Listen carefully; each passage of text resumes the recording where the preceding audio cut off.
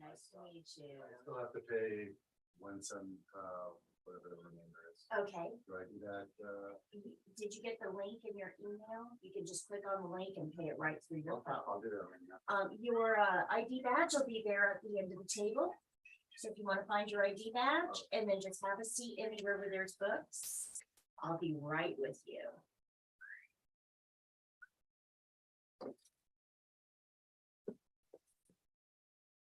Trying to finish setting up. Good morning, how are you? Good. Right here are the ID badges if you want to find your ID badge, and then you can have a seat anywhere where there's books.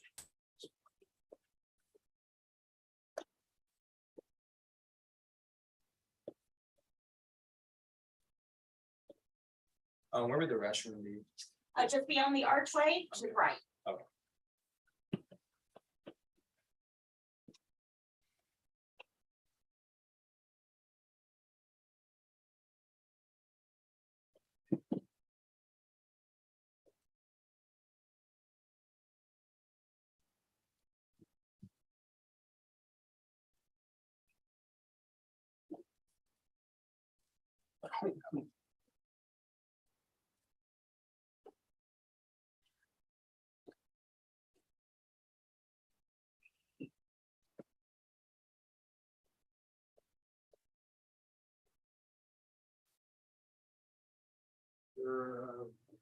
You know, you said last night, or There's that one here. I can send you, give me a second. I'll send you the actual link. thank you.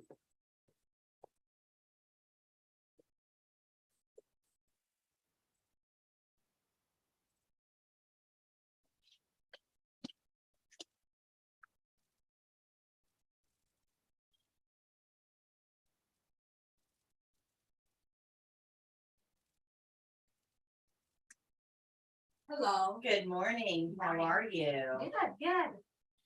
If you want to find your ID badge here at the end of the table, and just have a seat anywhere where there's books. Okay, thank you.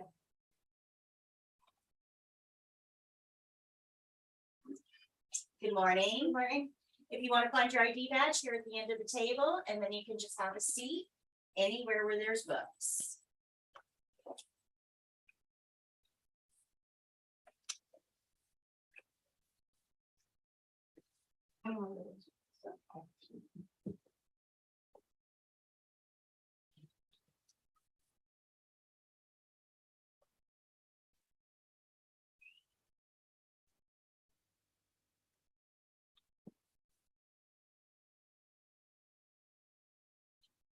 Good morning.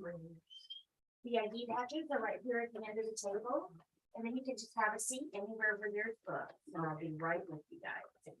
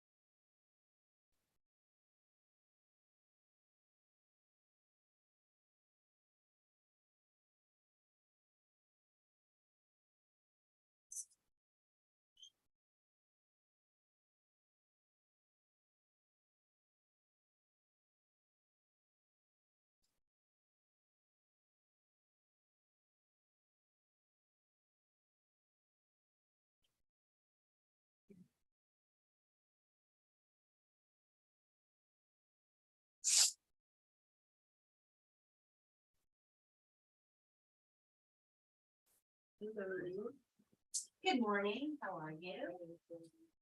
We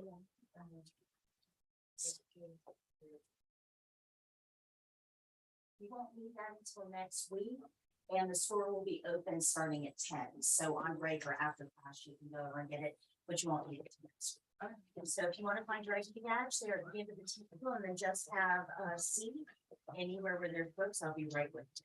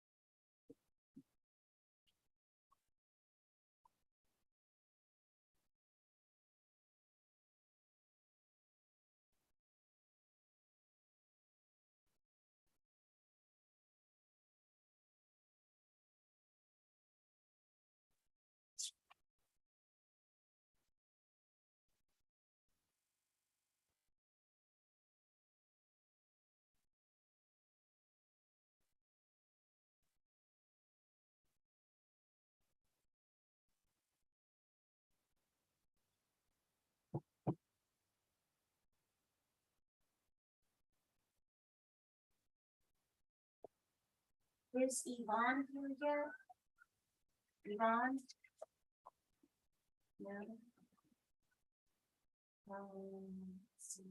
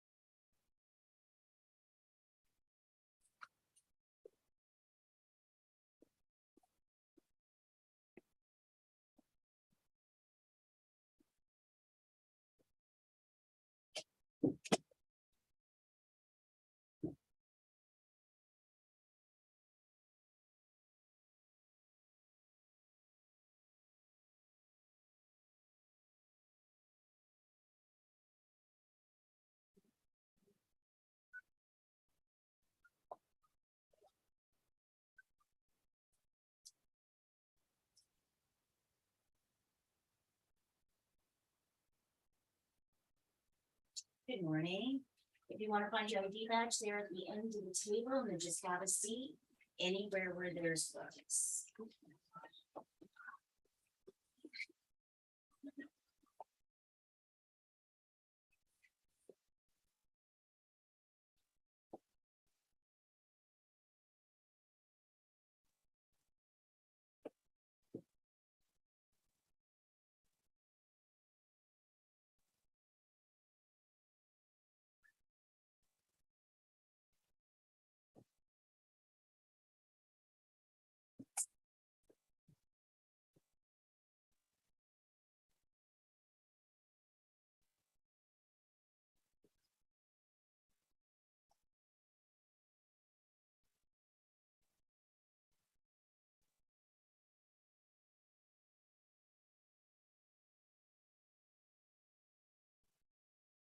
We'll get started in just a few minutes.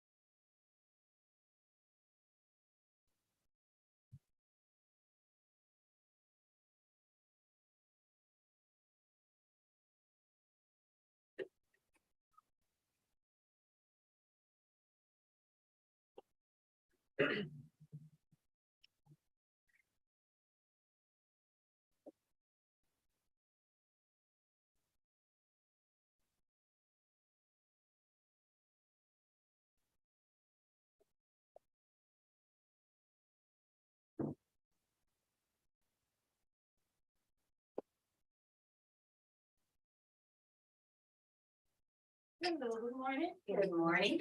You want to find your ID badge here on the end of the table, and then you just can have a seat anywhere where there's books. Good morning. You remember me? I do.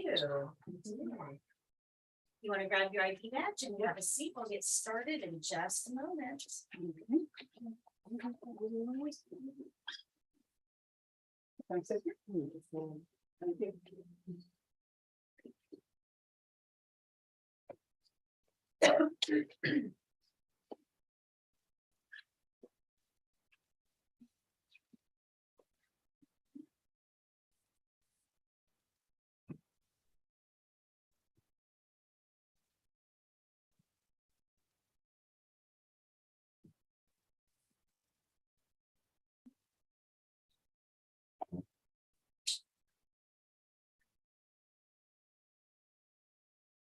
Right, we'll go ahead and get started.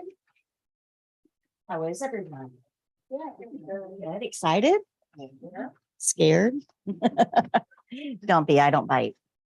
I'm going to make this as painless as possible, as easy as possible. All you have to do is stay reasonably awake and we'll get you what you need to pass the test. But more importantly, we're going to make you effective CNAs. It's not just enough to pass the test, because that does happen to some people. They go to a class, they learn just enough to pass the test, and then they get out there in the workplace and they realize, oh my gosh, the class taught me how to pass a test, but this is a whole different ball game. So it's not enough to just pass the test. We really need to train you to be effective CNAs in the workplace. And if we do that right, the test takes care of itself. Does that make sense? So right now, your focus is probably on that test. It's looming in your horizon and you're probably freaking out a little bit because nobody likes to be tested. I get it. And that's okay for your focus. My focus is going to be on the day after the test when you have to go to work.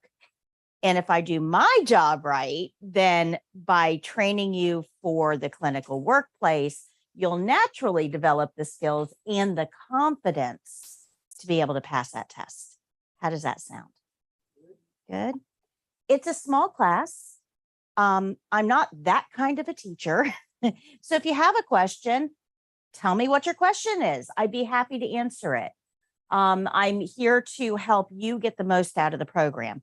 If you're quiet, I'm going to assume you got it and I'm going to move on. So if you don't got it, let me know. I've got a million ways of presenting the same information. So if you don't get it the first time, I've got a different way to explain it that might click a little bit better. How's that sound? Now, I do tend to talk a little bit fast. So if you have a language barrier or if you need me to repeat something, just let me know. I've got a lot to say and a very short time to say it. I know 4 hours doesn't sound like a short time, but guys, I'm going to talk nonstop for the next 4 hours. So you don't have to worry about taking notes. I've already done all of that for you. We're going to get into that in just a few minutes. I'm going to go through the syllabus in a little bit and show you how we're going to get from point A to point B in 4 weeks. We got a lot to go over. Like I said, don't stress too much because I've already taken notes for you. And you guys, I'm sure you saw the cameras and the big screen here. This is live streamed to YouTube. And that allows you guys to be able to review this whole class when you get home tonight and you go, oh my gosh, I can't remember what she said about this. You just pull it up on YouTube. And we're actually going to email you a link later today for that YouTube replay. So at the end of every class, you're going to get a follow-up email from us with links to the replay, but also links to resources we talked about in class. Okay, so you got everything in class, the replay for everything in class, and a follow-up email to keep us all on the same page. How does that sound? Everybody good? Now, some of you, your emails bounced. They came back to us. So this piece of paper right here, I'm going to pass around. This has your name. And if I spelled it wrong, because sometimes it's hard for me to see, the letters and stuff. If I spelled it wrong, please correct it. Okay, so I'm making sure the ID badges are fine, but for my records, I need your actual name, if I spelled it wrong. And if this is not your email address, please write in your very best handwriting. Like if they were going to write you a lottery check and you wanted to make sure you could cash it, you want your very best handwriting. So I want you to put your email address here if I do not have it right. That way we can make sure that you get those follow-up emails. I will not spam you. I don't sell your information. This is more so that we can communicate with you about class relevant things. And I am not good at sending emails. So you're not going to get a whole bunch of, unnecessary crap from me. Okay. It's classroom related topics. And eventually when I start sending out, because I'm going to get better about emails, I'm going to start sending out relevant information. You can choose to keep that coming or to unsubscribe at that time after class is over. All right. So let me tell you a little bit. It's Monday.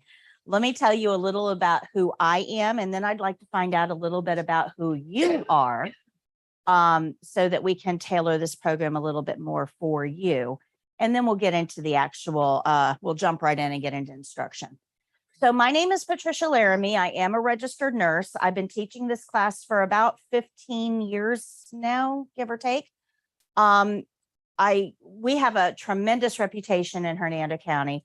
All of the nurse managers out there that will be hiring you eventually know me. In fact, they come in on a regular basis and say, do you have any students? And when they do that, over there, this is our career corner, in that corner by the door, you'll see some current job opportunities that are posted, and the little mesh brochure holder. That's information that local employers have dropped off because they are desperate for you. They would have you that if I let them come in, the whole class would be nothing but employers trying to recruit you. You are in demand, but I got to get you through the instruction first. So I just put all of their information over there in the career corner. You feel free to go over there and take a look and see if there's anything that meets your fancy. But we've been doing this for a very, very, very long time. Good morning. Are you Amber? Okay, here's your ID badge, Amber. You can have a seat right there. So along the way, as I was teaching, I started developing resources for my own classroom. And we created skills videos for my students, and the skills videos got discovered out there in YouTube world. We are now the #1 CNA education platform on YouTube. We just hit 100,000 subscribers a week and a half ago. So we're really, really excited about that. But I've also created books and classroom resources and all kinds of stuff that are used by schools all over the country. So even though this is a very, very small classroom, we have a huge national footprint. And my goal is to standardize CNA training across the country. So I've learned a lot. I've learned the easiest way to teach you in the most effective manner. So although my methods may seem a little strange to you, why are we skipping around? Why are we learning this skill on this day and this one on this day? Because there's a lot of repetition there. Wouldn't it be better to put them all together? I have found through trial and error that the way that I'm going to teach you is the most effective way because it employs a lot of repetition. So by the end of the class, you're going to be like singing along with me. I promise. But that's what's going to get you not just through the test, but through those early days in the workplace when you feel like a fish out of water and you're not real sure if you're doing things right. That's what these instructional methods are going to help you with. Okay, does that sound fair? All right, so I'd like to know your first name, what brought you to the program. Are you here because you're already working in healthcare and you just want to get certified to get more opportunities and better pay? Are you here because you cared for a family member and you thought it would be a good career, or you were interested in it? And this is kind of step one. Are you here because mom kicked you off her couch and said, please go do something? You're driving me nuts. If I know a little bit more about what brings you to the program, I can help tailor it based on your specific needs. Now, I have been doing this for 15 years. My ability to retain names is not what it used to be. So I will ask you your names multiple times today, and some of you will stick, some of them won't. So by the time I learn everybody's name, you guys all graduate and you're gone. So, I just had a whole nother group of people in here a week and a half ago. So it is, bear with me. I am getting a little bit older, but I will ask you your names multiple times today, just because I'm trying to get it set in my brain. Okay. All right. So if I can find out your first name and then why you're here.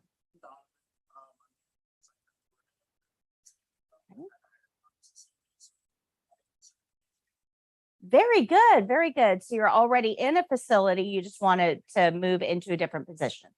Very good. Well, you've probably seen some things we're going to have to unteach you, but we'll get there. Welcome. Hi. My name is Steven, and medical field is completely new to me. I have Okay. a business background, sales background. So it's kind of a shot in the dark. I just wanted to try something new. Okay. So now, you know, looking forward to being a nurse. Great opportunity. And I applaud you for starting where you're starting. Has anyone ever had, had healthcare experiences and you got that nurse, the one that just did not want to be there and everybody knew it, right? Well, they're there because they spent years in nursing school, have a ton of student loan debt, and they have to work as a nurse, but they absolutely hate it. We don't want any more of those. So dip your toes in the water before you dive in head first, because it may be absolutely your calling. We may light a spark and you're like, yes, this is it. And you might get done and go, it's not really my cup of tea, but it's better to find out in 4 weeks rather than 4 years. So welcome. Hi. Hi, I'm Kari. I'm a retired industrial radiographer.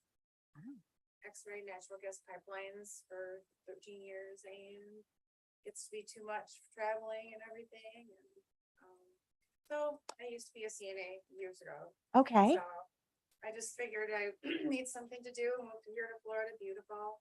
And I like to get back in the medical field, which my Wow. family is entirely medical. Yeah. I'm excited. In Florida, it is a very prominent industry. So welcome. What an interesting background. Welcome. Hi. My name is Roma. I'm from the Philippines. I Okay. just arrived here in Florida last May. Oh my goodness. 2 children. And already working at the facility. I just want to be a certified CNA. Okay, very good. Well, welcome. Welcome. Hi. Amber, because I'm transitioning, lost my husband last year. I'm and so I was, sorry. Thank you.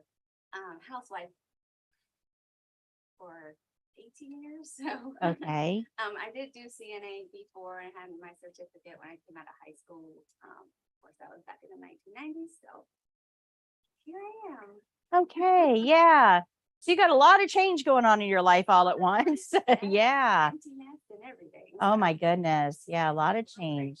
Well, welcome to class. Welcome. Hi. Crystal, I did take the CNA class 9 years ago.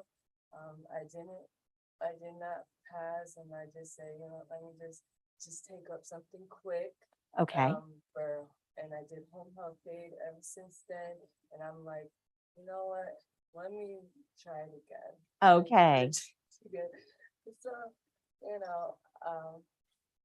I'm getting it.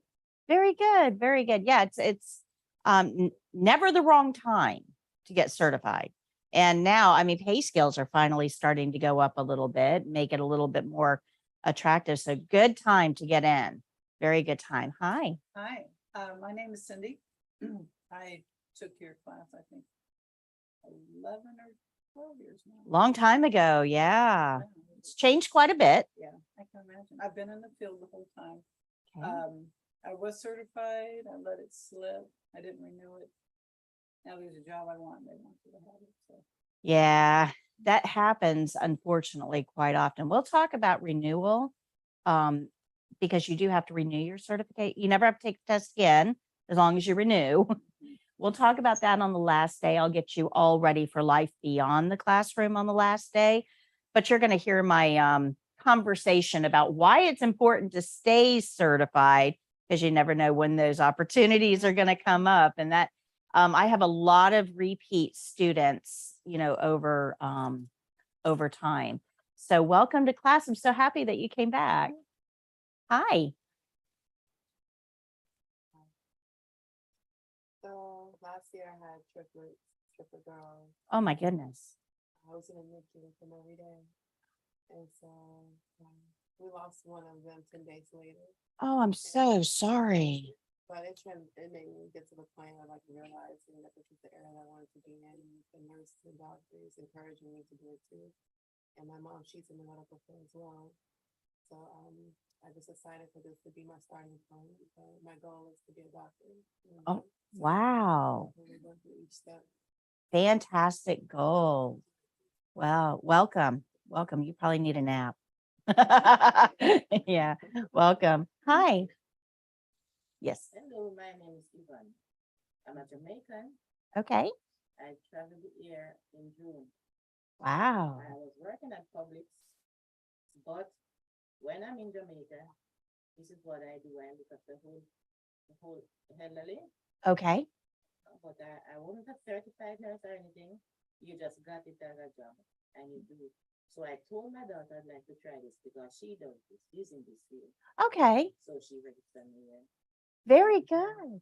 Well, welcome. Welcome.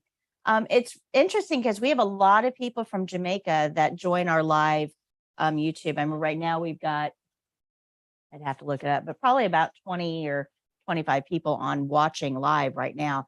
But yeah, we have a lot of interest from Jamaica. So welcome. I keep saying I need to go there and teach class. You know, sounds good, right? Hi. From Seattle. Came over here about 3 years, drove transit over in the big city for about 35 years. Tried to drive over in Pasco and just kind of tired of it, you know, so Yeah. I've got a few more years to work, so my wife, she did some CNA stuff in her early career. She said she thought I might be good at it, so try to give it a try. Very good. Very good. Wow, it's a lot different than the Pacific Northwest here. Traffic is probably about the same, but so welcome. All right, so it sounds like everybody's in the right place for the right reasons. I did not hear that anyone is looking for fame or fortune because you're not going to get either as a CNA. It's probably the most thankless job in healthcare, which is unfortunate. It's not the highest paying job in healthcare, which is also very unfortunate.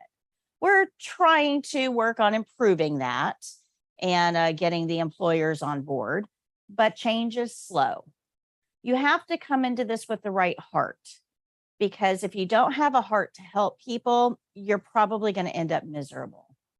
And in turn, you're going to make your patients miserable. So you're in the right place for the right reason, which is good. Very good. All right. So the very first thing that we're going to do this morning is watch a video. Try to stay awake. You can fall asleep through anything else. This video you want to stay awake for, because this video is going to lay the foundation that we're going to build on in every single class that follows. Okay. It's me, it's my voice. I did the video. But instead of me standing up here and talking, because a picture really is worth 1,000 words, I put this video on for you to try to explain who we are, what we do, and why certain things matter. And we're going to talk about this in detail after the video. You don't need to take notes. If you turn in your white book, the spiral book, to page 10,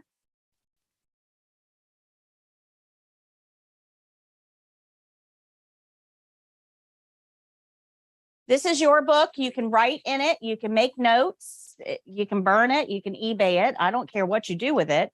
I would probably use it for class before you do those things. But this is your book. So these are the notes for this particular video that I'm going to show you. You don't, you can just kind of follow along. On page 11, on the side, you'll see a gray box. This is designed to be a workbook style book. It wants you to get involved. So we won't take the time to do these questions in class because I don't need to sit here and watch you write. That's not the kind of class it is. But when you go home, you might want to take a look through these questions and make sure that you can answer them.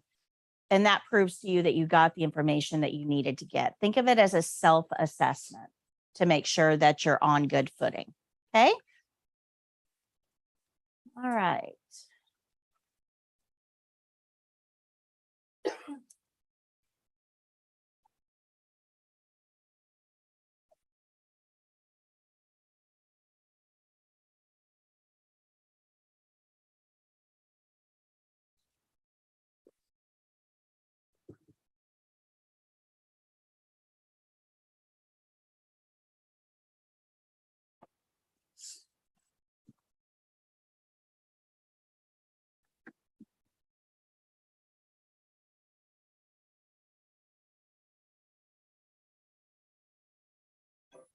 The care plan and the CNA, why it's always about the care plan.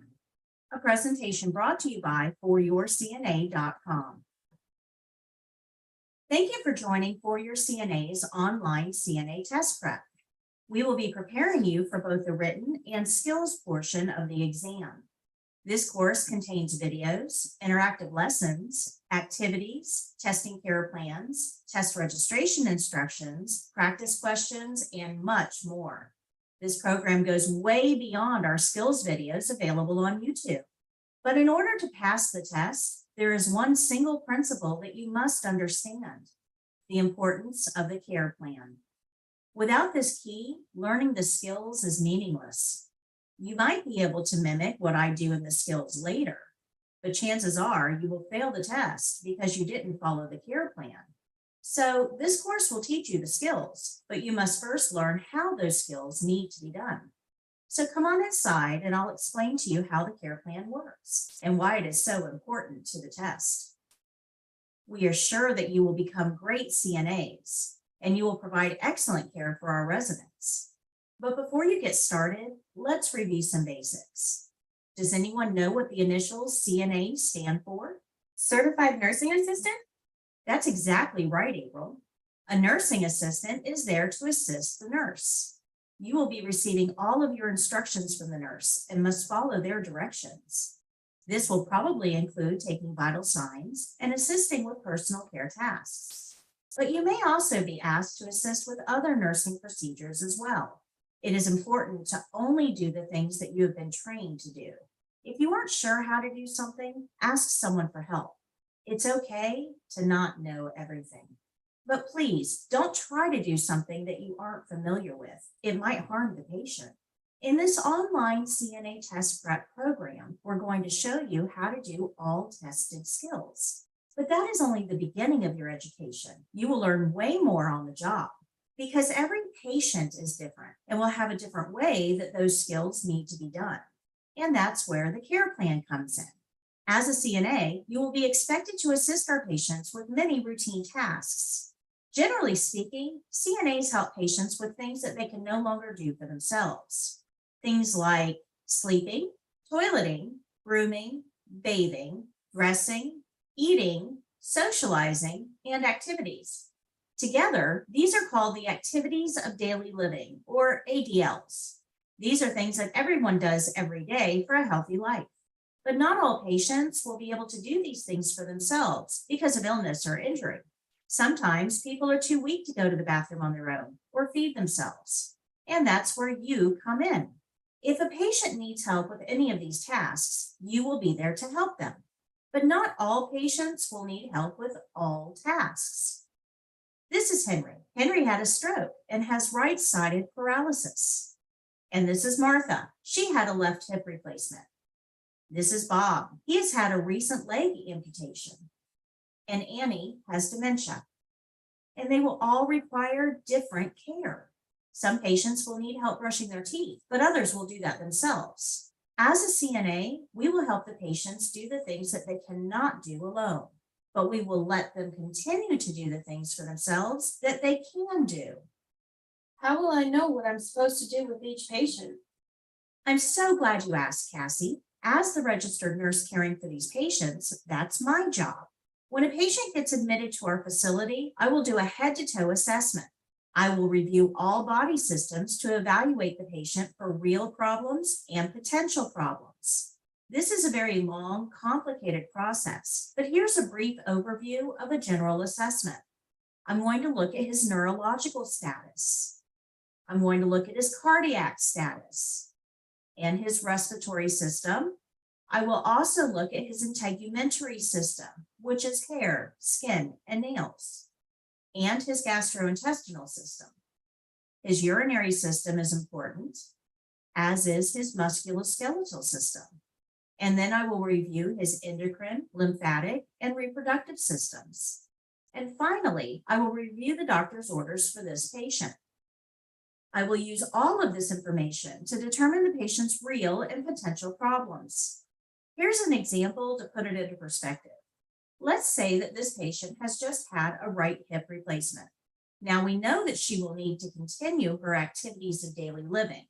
She still has to eat, drink, go to the bathroom, bathe, groom, and dress. And after my assessment, I know that she did all of those things herself until today. However, she cannot get out of bed for any reason for the next 3 days. So, since we know that she must stay in bed, I have to figure out how to meet all of her ADL needs. The easiest way to evaluate basic needs is using the TEAMS method: toileting, eating, ADLs, mobility, and special. As the RN, I'll take all the information I gathered during the assessment to figure out the best way to help her. She can't get out of bed, so I have to figure out the best way to meet her elimination needs, bedpan or catheter. I also know she is at risk for constipation, since she's not moving much and she's on pain medication. This is a potential problem. She can feed herself, but the trays must be brought to her in bed. She can't sit all the way up because of surgery, but she can't eat lying flat either. She has dentures, so they must be within reach at mealtimes, and they must be cleaned daily. She's able to clean herself as long as the supplies are brought to her, but she can't reach her legs or feet, so she'll need help. She is on total bed rest for 3 days, and she also needs her dressing changed every day. You can see how the RN uses all the information available to create a plan of care specifically for this patient. This is called a care plan, and it's something that only an RN can do. Of course, this was a simplified version of the care planning process. A real patient's care plan is much more extensive. Every single aspect of her health, condition, and ability level will be evaluated in order to help her. Even the smallest decision can have long-term consequences. The RN will write a detailed care plan for the entire healthcare team to follow, and the care plan must be followed exactly. So every patient will have a different care plan? That's correct, Ben. Every care plan will be different because every patient will be different. Even patients that seem alike because they have a similar diagnosis or have had the same surgery may have differences in care. CNAs don't have enough education or experience to know all the differences. So as a CNA, your job is to read and follow the care plan for every individual patient. In fact, you could say that your job is to follow the care plan, the whole care plan, and nothing but the care plan. Do you think you can do that? Can you follow directions exactly? I can. Sure, yes. Awesome. Then you're well on your way to being a great CNA. But helping patients with ADLs isn't all that you will do. You are also there to help the nurses by making observations. The CNAs are the hands and the feet of the patient. If the patient is cold and cannot reach their sweater, you will get it for them. If the patient can't brush their own teeth, then you will do that for them. If the patient can't get up to shower, then you will help them stay clean. You will become their hands and feet to help patients with things that they can't do themselves. But you are also the eyes and the ears of the healthcare team. You will report everything you see, hear, smell, or feel to the nurse. This is the most important task that you have as a CNA. If you see redness around a wound, you must report it. If you hear the patient wheezing after walking to the toilet, you must report it. If you feel that a patient's skin appears warmer than usual, you must report it. If you notice that a patient is coughing when eating, you must report it. As a CNA, you will be spending much more time with the patient than the nurse does. So you will be in a position to notice a lot more about the patient. The nurse needs this information to make decisions about the patient's care. Reporting these observations gives the nurse another assessment opportunity.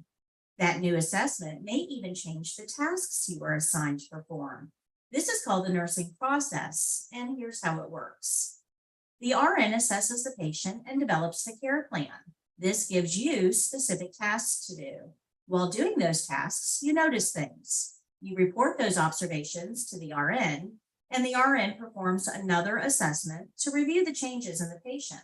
That new assessment prompts changes in the care plan, and this gives the CNA new tasks to do. And the cycle continues around and around as the patient gets better or worse.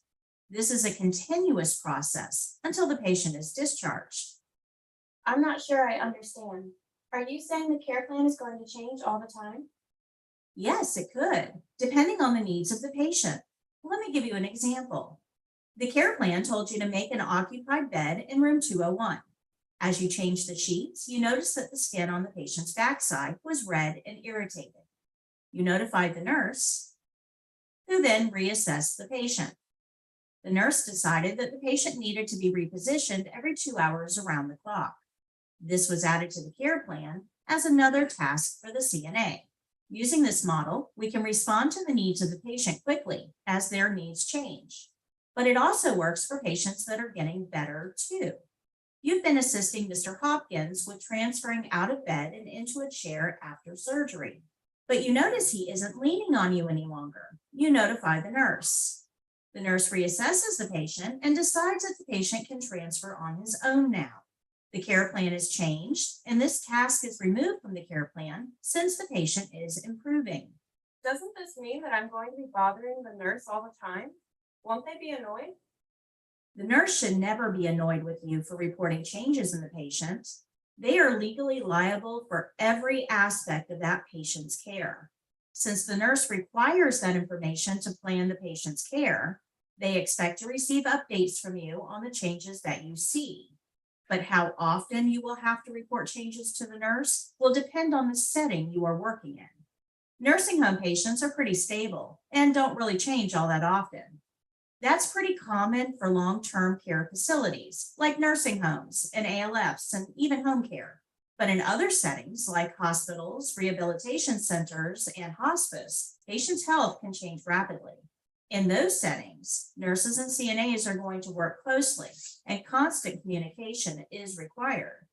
Since CNAs must follow the care plan and are not allowed to alter it, they can't solve problems.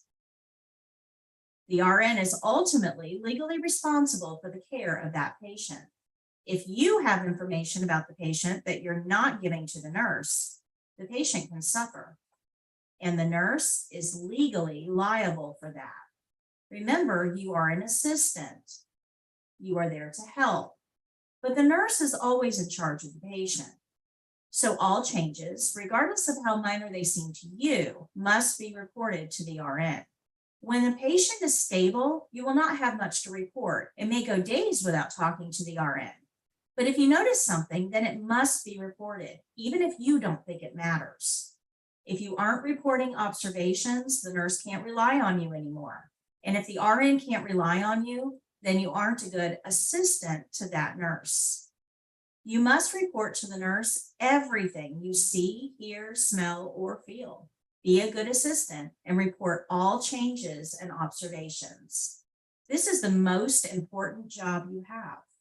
So the care plan is developed by the RN, gives the team tasks. CNAs follow the care plan and report changes. Let's recap what we learned today. Can you tell me how a CNA knows what each patient needs? The care plan. As a CNA, you follow the care plan, the whole care plan, and nothing but The care plan. anything unusual that you notice about the patient, you must report it to The nurse. Great job. For the exam, you will receive a care plan. What should you do? Follow it exactly. That's correct. If you don't follow the care plan, you will fail the exam. It's that simple. Now that you understand the care plan, I can show you how the skills will be done for the exam. But remember, you must always read and follow the care plan. That's a big part of the skills exam. Take the brief quiz below to make sure you understand. See you in the next lesson.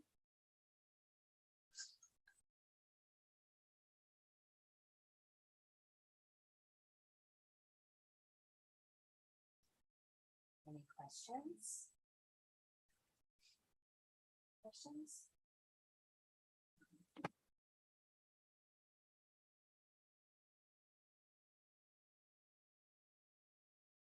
Okay, so to recap what that little video just showed you, the RN assesses the patient, develops a care plan that gives CNAs tasks to perform. When we do those tasks, we're going to make some observations, possibly. if we make observations, we report those to the nurse, and that causes the nurse to reassess. And this is how the care progresses over and over. This is not a one and done. This is constant. So a question I get all the time is, well, what do we need to report to the nurse? Everything. Everything. And that's because you need to understand the legal structure here. The nurse is liable for everything. So if you are assigned to do a task, the nurse has, even though you're doing it, the nurse has the liability for that task. So if I ask you to go do something and you don't do it, it's on me. Or I ask you to go do something and you do it and you notice something but don't tell me, it's on me. So we've got to work really closely here. Nurses and CNAs need to work together. If you find yourself in a situation, sorry, hold on 1 second.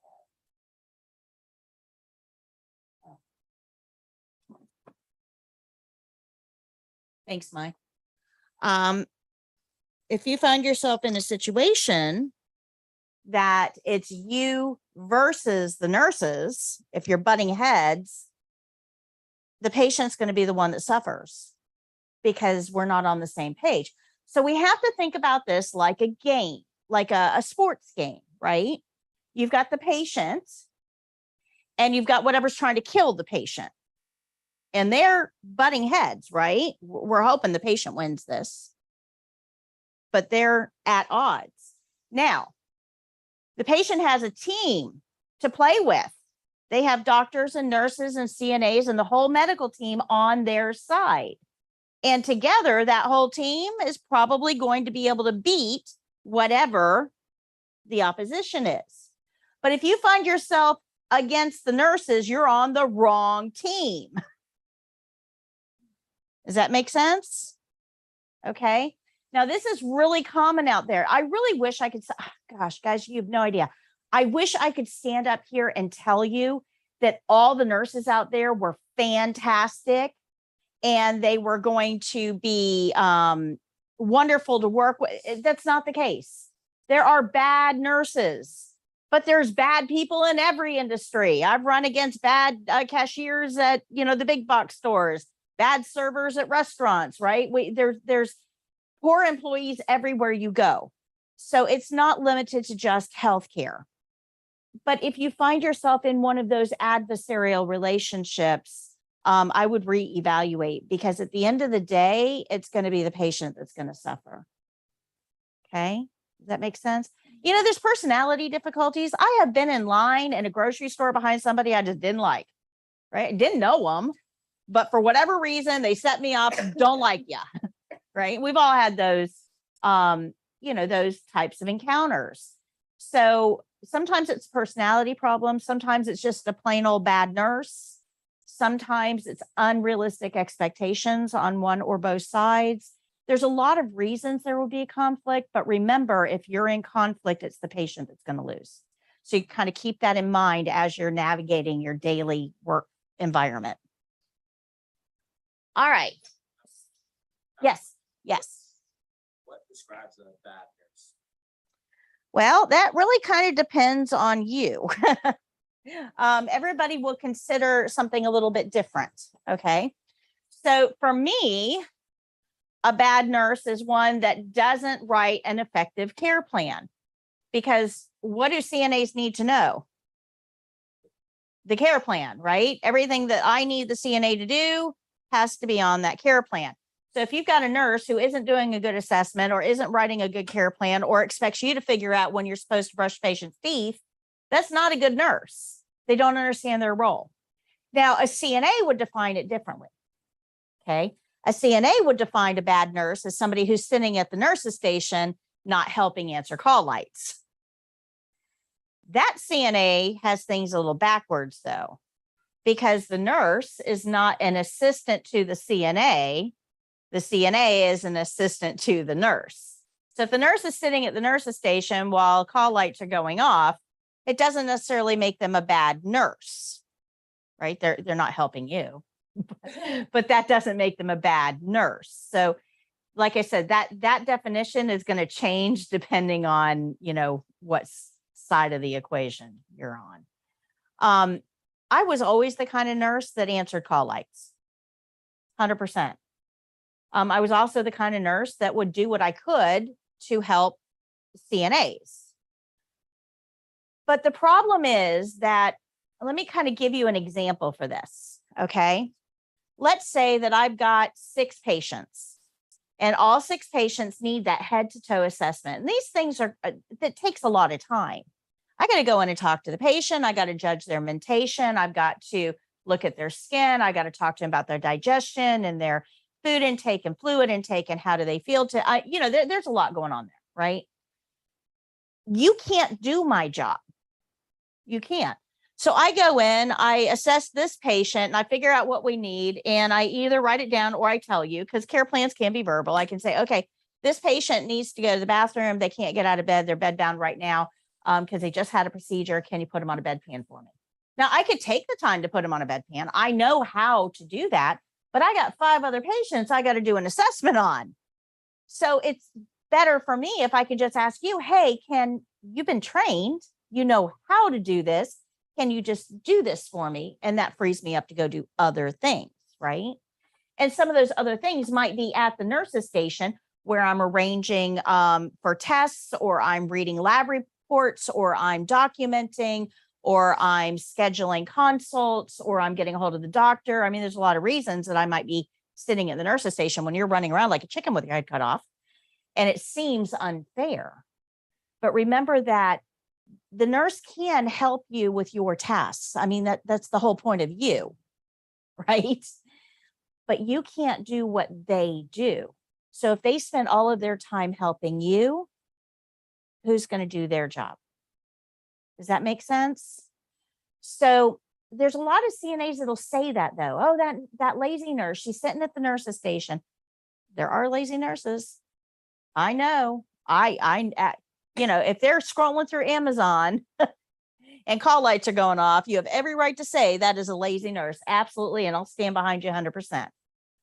But we have to remember our roles here as well. Now, the reason I bring that up is because I am plugged into a million Facebook groups out there for CNAs.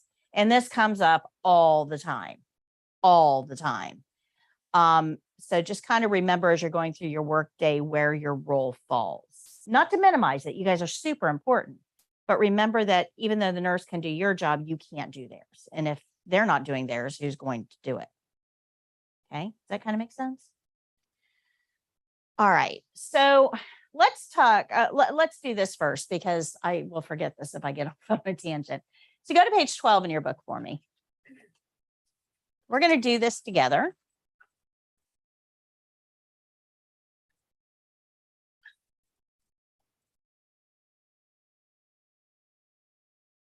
Like I said, you can write in your book. If you take 2 or 3 minutes and just answer as many of these questions as you can. And I put pens out for you, so you've got some pens there. But answer as many of these questions as you can for me.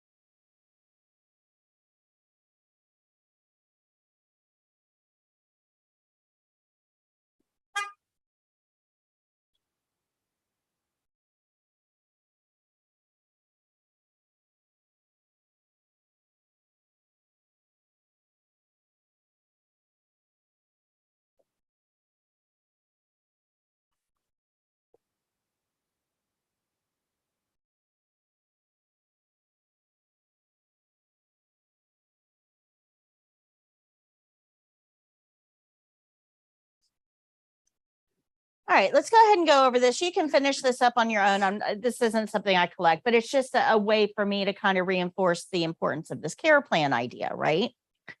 So if you look at number 1, it says you receive this displayed care plan. How far will you walk the patient? So what do you guys think? What do you think the right answer is here? Yeah, 10 steps. Why? Yeah, care plan says. So that's like an easy answer, right? So think of this kind of as an open book test. It really is that easy. Now, everybody expects a curveball or a trick question. No, it's easy. Care plan, follow it. That's it. That's it. There are no trick questions here at all on the exam. So if you understand this, you're about 75% of the way there. Okay. Number 2, you receive the displayed care plan. What's required to assist this patient to stand? Gait belt. Why can't I decide to use a walker? Not in the care plan. Absolutely. So we don't make decisions. Now, this is super important to get across to you. And I'm going to tell you a story to help explain this, right? So a lot of people that go into CNA work, they think they are supposed to have all the answers. And you don't. You don't have to know the answers. All you need to know how to do is read a care plan and then follow that. That's it. That is what you need to know. But sometimes people get a little confused out there. So let me give you a scenario to explain why this is important.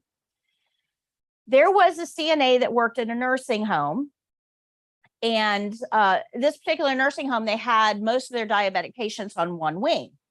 And the CNA was trained to do blood sugars. So, they did blood sugars on a regular basis. Well, one of these patients was what we call brittle. Now, a brittle diabetic, it's a diabetic patient, but we have very little control over their blood sugars. They go way high, they go way low, and there's no real correlation to food or exercise. It's just like all over the place. So brittle diabetics are kind of hard to manage. Well, this particular patient would get real pale, real sweaty, shaky, look funny, act funny, confused. And the CNA watched the nurse go make sugar and orange juice and give it to the patient. Patient always got better. This went on for weeks. Patient would have these same symptoms. The nurse would give him sugar and orange juice. Patient would get better. Weeks. Well, the one day the nurse was at lunch or off the unit or something. The other nurse that was covering the unit was busy with an emergency. Patient got sweaty and pale and dizzy and wonky. And the CNA is, like, well, my nurse isn't available, so I'm going to take care of it. Put sugar and orange juice, gave it to the patient. Patient didn't get better. They got worse. Patient loses consciousness, becomes totally unresponsive. They send him out, and after about 3 days, patient died. Now, the CNA's reaction was, well, I did exactly what the nurse did. Why is there a different, why am I in trouble? I did what the nurse does. And the answer to that is you aren't a nurse. That's a simple answer there. So what the CNA didn't know in this scenario is that the patient wore a continuous blood glucose monitor. And when the patient had symptoms, the nurse would look at where the blood sugar was at that moment on this little readout and would treat the hypoglycemia with sugar, that's low blood sugar, with sugar and orange juice. Well, the symptoms of high blood sugar and low blood sugar are often the same, especially in brittle diabetics. So on this particular day, the patient didn't have low blood sugar. They had high blood sugar. And the CNA dumped more sugar in, caused the patient to go into DKA, and that's diabetic. You don't need to know that, but the patient had complications and ended up dying from it. So we have to be really, really careful that we aren't making decisions. it seems like a reasonable course of action. You know, it seems like, okay, patient's got these symptoms. I know what to do. I'm just going to do it because the nurse is busy. Seems reasonable, but unfortunately, we are always missing key pieces of information that the nurse has, and they haven't shared it with us because they don't need to.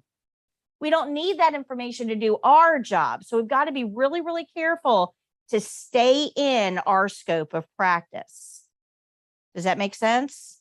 Real careful, because it's really, really easy to cross those lines without even really meaning to. I mean, the CNA felt horrible. They didn't mean to do this, you know, to injure the patient. They thought they were doing something right. But it's really, really easy to cross those lines, and the patient is the one that's going to pay for it. So do you guys understand how important this care plan is? Are you starting to see that we don't think? This is not a thinking position. If you want to solve problems, you're going to move beyond CNA. But as a CNA in that role, we aren't solving any problems. We're going to take the information we gathered to the nurse and let the nurse solve it because they've got a key piece of information we don't have. Does that make sense? Okay. All right. So let's go down to number 8 real quick. And you may not have gotten this far, but number 8 asks, how long do you need to count for? And if you look at the care plan there, just beside, so it's this one right here for those of you playing along at home. It says that the patient will be lying in bed for the skill. Take the patient's radial pulse measured at the wrist for 1 full minute and record your readings. So how long do we have to count for? Okay. Now, if you go online and watch some CNA videos out there, or if you know somebody in healthcare and you ask them, how long do you count a pulse for? There isn't a single person that's going to tell you to count for 1 full minute. It's simply not done. We don't have time for that. So in the majority of cases, 99.9% of the time, you're going to report a minute reading, but you're not going to take a whole minute to get it. You're going to count for 15 seconds, multiply that by 4, and that gives you your minute reading, right? So we're only counting for 15 seconds, way shorter. And that works 99% of the time, unless the care plan tells you otherwise. There's a reason that the nurse thinks that 15 seconds is not good enough for this patient. They've told us to count for 1 full minute. Does that make sense? So 15 seconds, most of the time, perfectly okay. This patient, not okay at all. We need a full minute count. Good? Okay, that's what it's going to be on the state exam. When you do your clinical portion of the state exam, they're going to give you 3 skills to perform. They're going to give you care plans for those 3 skills. You're going to read the care plan and you're going to do exactly what it says. So if the care plan says to count for 1 full minute, how long are you going to count for? If you want to pass, you will. So what you're being graded on is not taking the pulse. That's not what this is about. The skills test is about reading the care plan and doing exactly what it says. So remember earlier I said you're 75% of the way there? I just gave you the other 25. That is what you need to know to pass the test. Read and follow the care plan exactly, and don't think. That is the test. The written test and the skills test. That is the test. Read and follow the care plan, don't think. Now, we got other things that we have to learn along the way to make you successful. But that is, if you understand those 2 things, you are most of the way there. So it's mainly making sure you can follow direction, not testing if you know what you know what to do. Right, right. Because they know that when you're out there and you're doing this over and over and over again, you're going to get better at it. You're going to get more confident. You're going to get faster. You're going to make fewer mistakes. That's not what the test is about. The test is really grading you on 5 specific things. They want to make sure you know your role, which is what we're talking about now. We don't make decisions and we follow the care plan. If we can't follow the care plan, we're going to let the nurse know. It's that simple, right? So knowing your role, that's like the big thing on the test. They also want to make sure that you know normals. Now, this isn't just normal vital signs, although we do need to learn that. It's normal responses of aging, right? Because most of our job is to do what the care plan tells us to and to report anything that we notice. Well, you kind of have to know what's normal to know what is not normal and what needs to be reported. That makes sense? So know your role, know your normals. We also need to understand safety. Safety is really important. And we're going to get into safety a lot in this class, but that's a big thing that they're going to be testing us on. They're also going to be testing us on patient rights. And this kind of can get summed up into don't treat an adult like a child. Adults are adults. They need to be treated like adults. We're not going to go in there and take over or demean them or anything like that. We really want to be respectful. Infection control is going to be big on the test, especially post-COVID. We need to understand how we can keep not just ourselves, but our other patients safe. And we'll talk about that in detail as well. But those are the 5 things that they're mainly going to test us on in the test. So following that care plan, knowing your normals, understanding infection control and safety, and promoting resident rights. And that's both skills and theory. And we're going to talk about that. Actually, let me tell you that now. I gave you a single piece of paper with our logo at the top. Can you guys pull that out? Not the blue one, the one that has like, yeah, that one. Can you hold that one up? I don't have a copy of it, so. All right. So on that, this is kind of your cheat sheet for today. This is a list of resources. So the first thing that you'll see on there, it tells you to go onto my website and download my ebook. The ebook is free, and it is going to go over it's 75 pages talking to you about those 5 things I just mentioned. And I actually have test questions on there, or test-like questions on there. And I go through each part of the question step by step so that you understand what they're actually asking and what your mindset should be when you answer it. And I do that with multiple questions throughout that ebook. So it's, again, workbook style. Everything I do is designed to get you involved. Okay. But it's free and it's available for you to download. So that goes into what you were just asking. Okay. It also has links to a lot of other things that you'll find useful throughout this program. And then at the bottom, it tells you that you're going to get special pricing while you're enrolled in the program for the flashcards, which are these guys here, and the practice kit, which I'll tell you about next week. But these flashcards have all of the different steps for all of the skills. It has the supplies for all of the skills, and then it has the principles, what we're going to be learning to put all of this together. So these are on sale for you while you're enrolled in the program. After graduation, you'll lose your discount. Okay, just kind of keep that in the back of your mind. Same thing with practice kit. We'll go into that a little bit later. So now you know that you're going to receive a care plan for the test, and your job is to follow that care plan. Do you think it'd be helpful if you actually had the testing care plans? Like if you could see them beforehand? Yeah, that'd be nice, wouldn't it? Yeah, well, these that you just read, those are the testing care plans. But there's only 4. You're actually being tested on 21 skills. Do you want the rest? Want the rest of them? Go to page 17.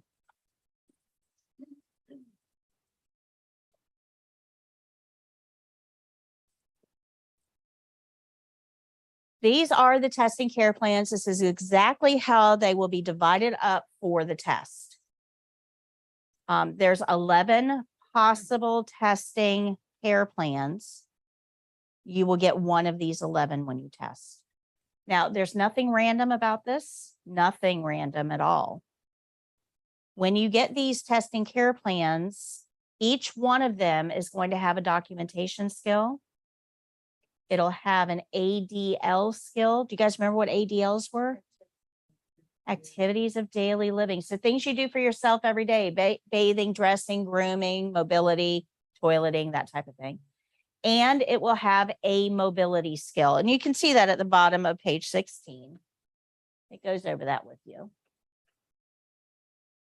Now in here, up on my wall back there, I got to move them, but up there, you'll see this. This is always up there, or it's on my podium. You guys can use this.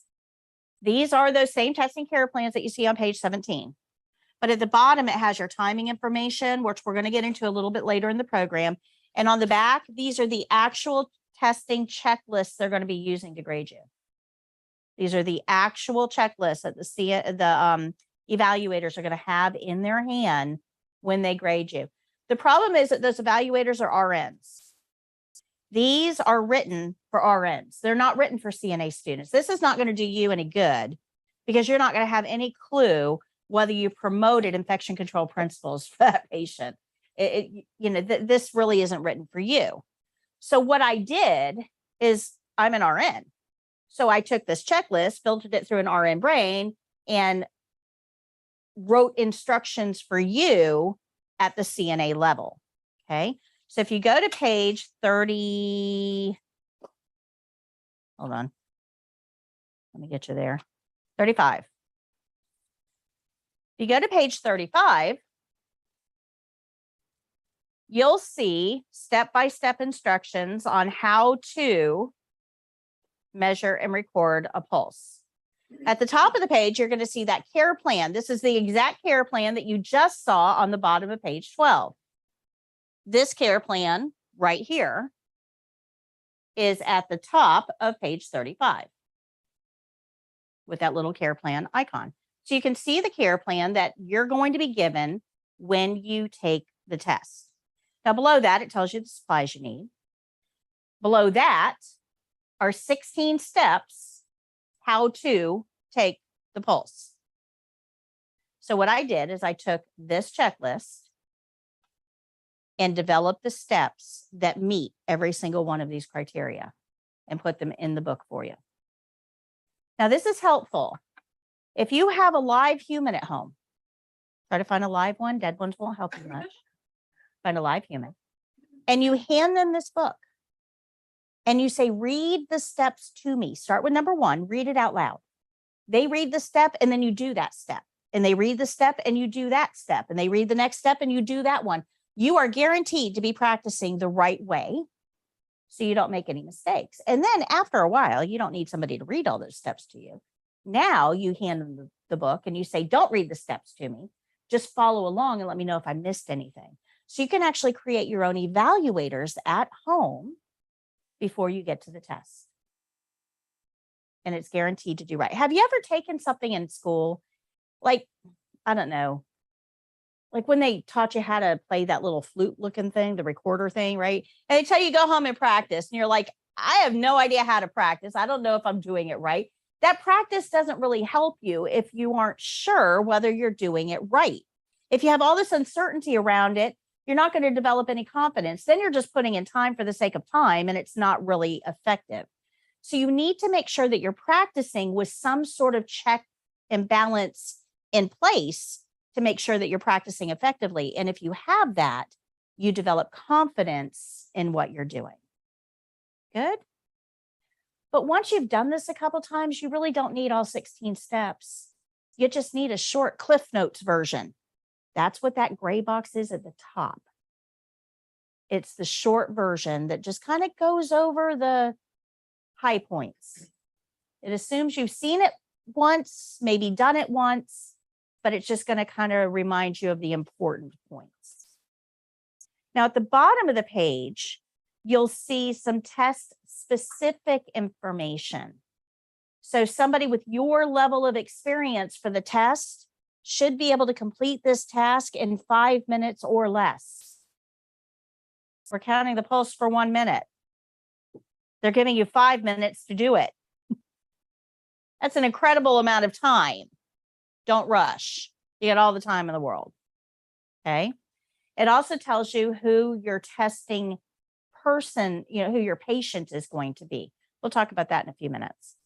It tells you where that patient is going to be positioned for this skill, whether documentation is required, what normal values are, and how far off you can be and still be considered accurate. Good. We'll be dissecting these pages in detail as we go through the program, but I'm just doing a high level overview so you understand how the book works right now. Okay, good. Questions so far? Okay, so let's look at this one more time. I'm going to go back one more time. Maybe.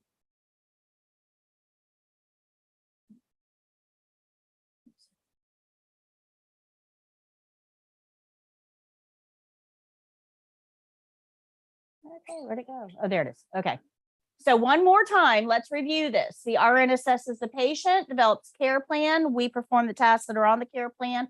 We make observations. We report those to the RN. They assess the patient again, give us some new or amend the care plan that gives us some new tasks to do. We do those tasks, make observations. We report those to the RN. They reassess the patient. You know, it just goes around and around and around and around. So if you understand this, we can build on it. I'm going to show you how to do the skills, right? So we have to, they keep doing that. I don't know why it keeps doing that. We have to learn how to do the skills.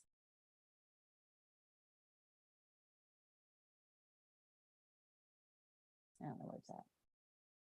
This is being weird today. We have to learn how to do the skills as we go. And that's what all these principles are going to teach us, is how to do those skills.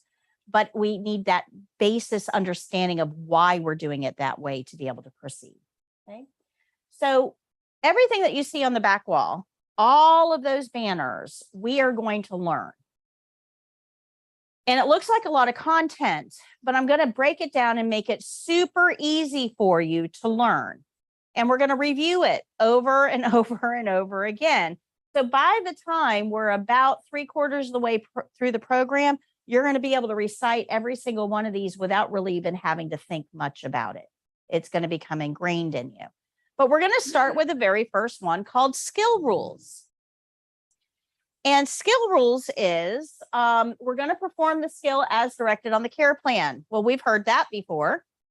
We're going to follow the care plan, the whole care plan, and nothing but the care plan. That means we can't change it in any way.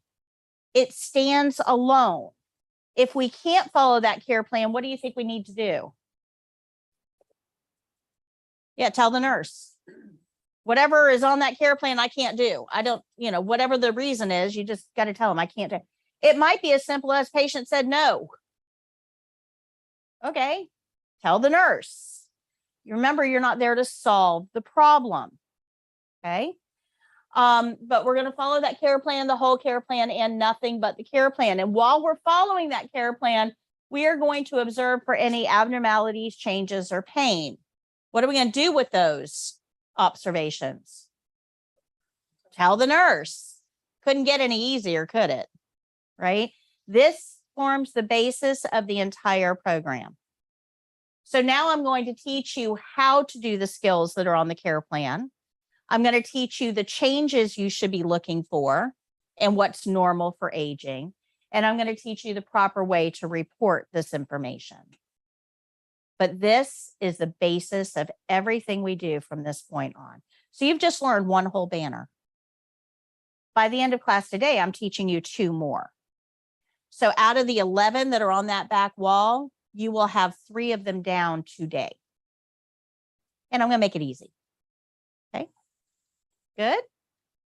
Anybody have any questions about where we're going and what we're doing? I forgot to tell you, I do talk nonstop, but I do give you a break somewhere around 10:30, 10:45-ish. It depends on where I am in my lecture, but I will give you 15 minutes or so. So if you want to go out, I didn't go over housekeeping issues. If you want to go out and get a drink or something to eat, I know we're here till 1. It's a long time. That's fine. You can eat and drink in this room. I have no problem with that. Just clean up after yourselves. Don't put containers with liquid in my trash can. Please dump them out in the sink before you throw the cups away. And, just make sure your environment is cleaned up when you leave. But yeah, you can eat and drink in this room. It's not a problem. Okay. Cell phones need to be off or on vibrate if you don't mind. And bathroom is just beyond the archway to the right. Parking is on either side of the building. If you've parked up front, I'd like to ask you to move your vehicle to one of the sides of the building. That way we keep our front spaces open for our neighbors. And I usually only open the classroom about 10 minutes before class. So if you're an early bird, go get a cup of coffee. It takes me a little bit of time to set everything up, the cameras and the sound, and I got my mic on, and the computers and everything. So it takes me a little bit of time to set all that up. And I need it set up before you guys come in. That way I'm not trying to work around you. Okay. So classroom will open about 10 minutes before class. If for some reason you can't make it to class, you have a flat tire, you have transportation issues, daycare, whatever the case may be, you can join in live stream from home. You go to our YouTube channel. If you like and subscribe to our channel, YouTube notifies you when I go live. So you just click it and there I am. Super easy. But you can join virtually if you want to. If you are sick, please join virtually. Do not bring that into the classroom. I have the immune system of a slug. I get everything that is brought into this classroom. So if you're sick, please keep that at home and join virtually. And whatever you miss, I'll get you caught back up. Don't worry about that. But you do have that option to join virtually through the live stream. And you can ask questions right there on YouTube. At the end of each class, I go through those questions and I answer them. So even though you're joining virtually, you could still have the opportunity to interact too. What exactly do I go to get on that to for virtual, just in case? Okay, it's youtube.com/the number 4 YOURCNA. We're well branded. Go on that. Just go on that and click subscribe. Ring the little bell. It'll let you know when I go live. You're welcome. It should be in the email that we send you out today. Yep. But yeah, we're well branded. So youtube.com/foryourCNA, you'll be able to find us. On the front of your book right here, the little computer guy, that is our main website, foryourCNA.com. And you can, I believe it's displayed on the front page of our website too, if I'm not mistaken. All right. Any questions about what I've gone over so far? Do we understand the role of the care plan? Care plan, the whole care plan, nothing but the care plan. So help us God, right? All right. Let's talk a little bit about testing day.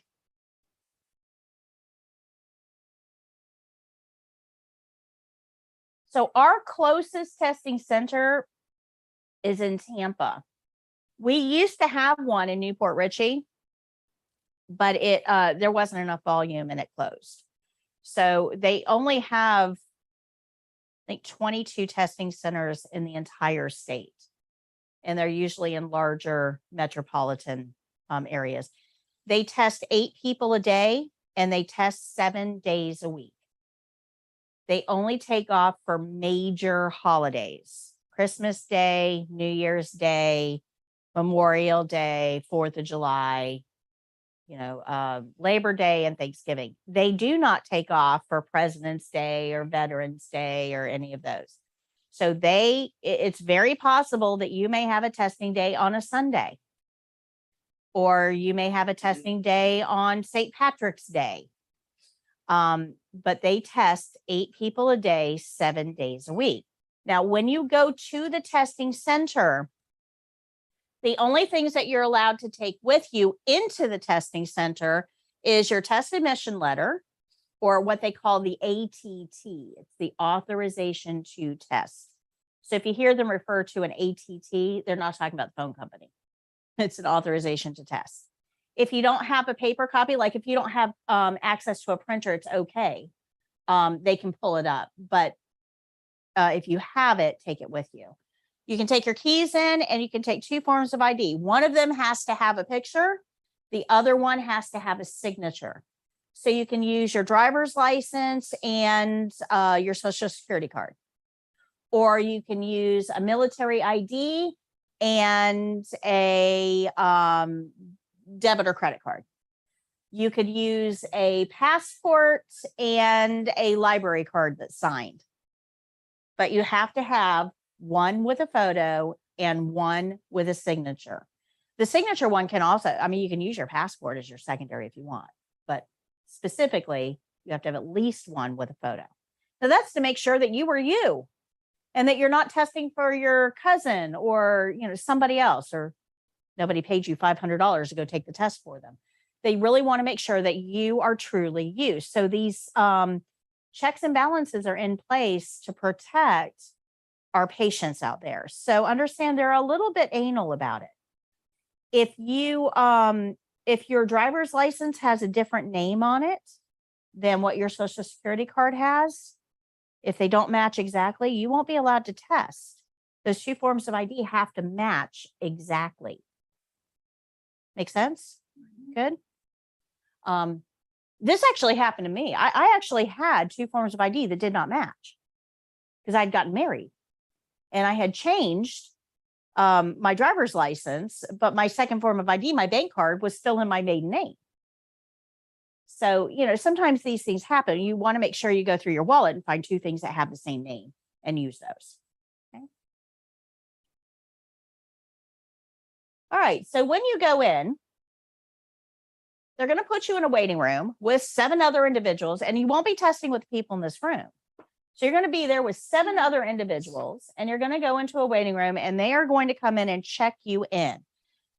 So they're going to ask you for your IDs. They'll look at your test admission letter. They'll make sure you're you and that today is your testing day. And they'll, you know, but while they're doing that, and they're going to go around to each one of you and make sure that, you know, you meet the criteria for testing. But while they're doing that, they're going to ask you, do you have any conditions that would keep you from being a patient for any of the skills that's going to be tested?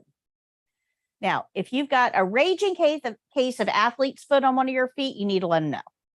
If you just had some dental work done, you need to let them know, because you are going to be the patient for somebody else that's testing. And they don't want anything that's really out of the ordinary. They want a routine testing experience for everybody. So if you've got any conditions, please make sure you let them know. Now, there's going to be 2 rooms in the testing center aside from that waiting room. You're going to have a clinical skills room, which is where you're going to perform the, the skills that you're assigned to do. And then you're going to have a computerized testing room. I just realized those labels are backwards. You're going to have a computerized testing room that you'll take a 60-question multiple choice test on the computer. So you'll first usually do the skills first, but it's up to the evaluators how they want to do it. And then once everybody is done with the skills, you'll go into the computer room and take the written test. So they're going to divide you up into groups of 2. When they do this, when they divide you up into groups of 2, it's not as random as you would think. I'm not just going to point to you 2 and say, okay, you guys are grouped together. There's some criteria that they have to look at. They're going to look at your skills, and they're going to see what skills you have been assigned to do. Now, the evaluators do not pick your skill sets. Remember, I said there's 11 skill sets. The evaluators don't pick them. The computer did when you registered. It's actually coded into your Prometric ID. So the computer picked your skills. That removes the opportunity for bias. So that way you can't say, you know, I don't like you, so I gave you the harder skills. The computer did it, not me. So they look at these 3 skills, and there's some criteria here. So if you have a skill, let's say that you are testing, and one of your skills is ambulate with a gait belt, right? So that means you're going to have to lift somebody up from a seated position and help them walk. They have to partner you up with somebody that's about your body weight. Okay, not somebody that's like, 3 times your size. So if you are, if you were assigned that particular skill, we have to look around and see who would be appropriate to pair you up with. If you get feeding a patient a snack, well, the snack is applesauce or pudding. If you're diabetic, you can't be a patient for that particular skill. So they have to find out a little bit about you to figure out who they're going to match you up with. Does that make sense? Right? And if, if I'm sitting there waiting to be tested and I've got athlete's foot, then that's going to knock me out of foot care. Or if you just had some dental work done, that's going to knock you out of being a patient for mouth care. So you need to be honest with them about that. Let them know what conditions that you have so that they can make sure that they're matching you up properly. Now, this process takes a lot of time because they got to look at each one of you, kind of get a sense of your body size, what skills you have. They got to look at what everybody's problems are, and then they've got to kind of match you up with somebody else to make you an effective partner for them during testing. So once they've divided you up into groups of 2, and for our purposes, we're going to make this super easy. You guys are group 1, you guys are group 2, you guys are group 3, you guys are group 4. So all 8 of you showed up for testing today. You're all testing. I've divided you up into your groups. So once we have you divided up, we're going to take you into the testing center. And you've never been there. You have no idea where the washcloths are. You have no idea how the beds were. I mean, you've never been there before. So we got to give you an orientation. And they're going to show you around. They may say something like, this is our bed. This is how the bed controllers work. And they'll make it go up and down so you can see how they work. They might say, this is our privacy curtain. This is closed for privacy. This is open. Now, our privacy curtain,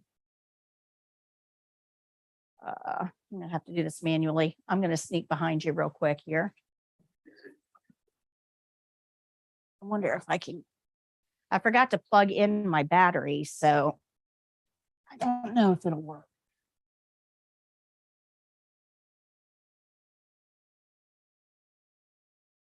We'll do it manually for now. Okay, so right over here, we're going to look at that curtain. The testing center will probably have a curtain similar to this, where the curtain doesn't go all the way around the bed. It only comes out about 4 feet. And they would tell you this is closed for privacy, even though it doesn't go all the way around the bed. This demonstrates privacy. Now, the reason that it doesn't go all the way around the bed is because you're being tested. They need to see what you're doing. If they're trapped on the outside of the curtain, it doesn't do anybody any good for testing. So for testing, the privacy curtains are not going to be fully encompassing the bed.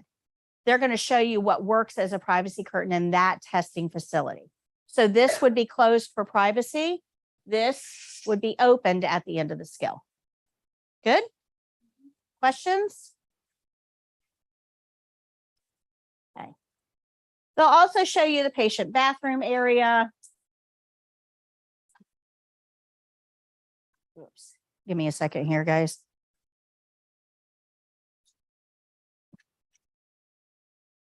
I do have a question. Yes.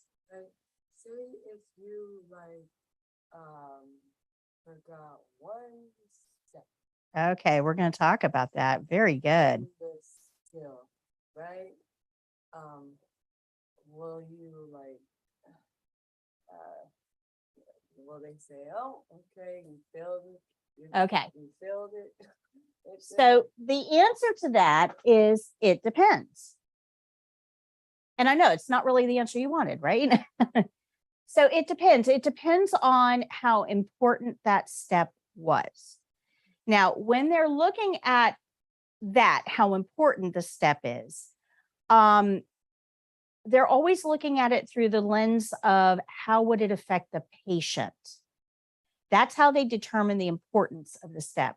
How would missing this step affect the patient? Does that make sense? Okay. So it's not as simple as I can't tell you, okay, you can miss 3 things on the skills test and be fine. So let me explain what I mean. let's say that we have to do mouth care on this particular patient. Okay. And mouth care is done on a live patient. We'll pretend she's alive. So she's laying down in bed. Is this a safe position to perform mouth care in? Why?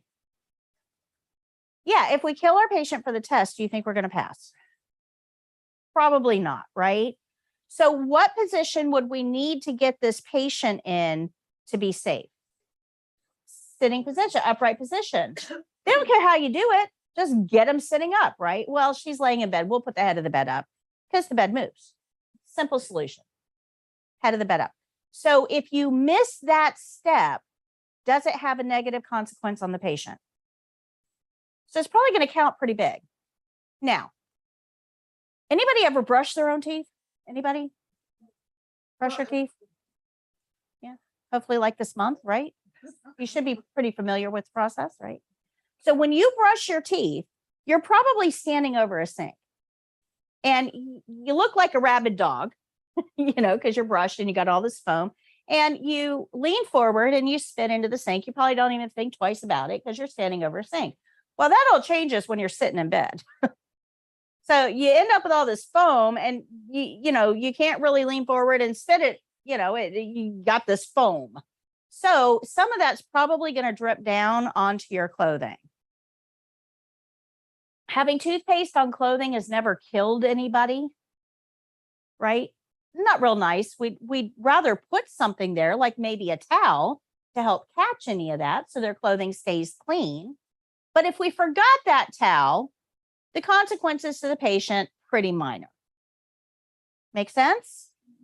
So if you missed putting the head of the bed up, it's going to count way more than if you miss putting a towel on their chest. That's what I mean when I said everything is weighted. I can't tell you can miss 3 things and be okay, because it depends on how important those things are and the consequences to the patient. Does that make sense? Now, luckily for us, for the test, they allow corrections. So you can get halfway through mouth care. You put the head of the bed up because you remembered you didn't want to kill your patient. Great job. So you put the head of the bed up, but you forgot to put the towel over their chest and you're brushing away and toothpaste is sliding down their face and getting on their clothes. And you realize, uh-oh, I forgot to put a towel on their chest. You can actually say, correction, I'm going to put a towel on their chest. I would have done that before I started brushing. Now, guys, remember this, right? This checklist, this is the checklist being used. So if you say, oh my gosh, I would have done that before I started brushing, you get a check mark. The paper doesn't know whether you did it or corrected it. It's still a check mark. Make sense? Okay. So you can make corrections, and you can make corrections all the way up until you decide that skill is done. So you're in control of this. But when you say my skill is done, or however you want to say it, my task is complete, I'm finished, nobody cares how you say it. But when you declare that skill is done, it's like hitting a final answer buzzer on a game show. You can't change it. You can't go back. You can't fix anything. So be super careful. Think about your skill. I personally would go back and read that care plan one more time because we understand how important that care plan is. So at the end of the skill, I would go back and read that care plan to make sure I did what the care plan told me to. Then when I was happy with my performance, I would tell the patient or tell the evaluator my skill is done. Great question. And I will answer that question next week. Yes, every skill is timed, but it's not that simple. Because every skill is timed, but they're not grading you per skill. They grade the whole thing as a global. Now, if you really want the answer to that question before I get into the lecture, you can go to page 56 in your white book, and I have a lesson on that. Like I said, I've been doing this 15 years. I know what your questions are. I've already written the answers. They're in this book somewhere. and we will get to them.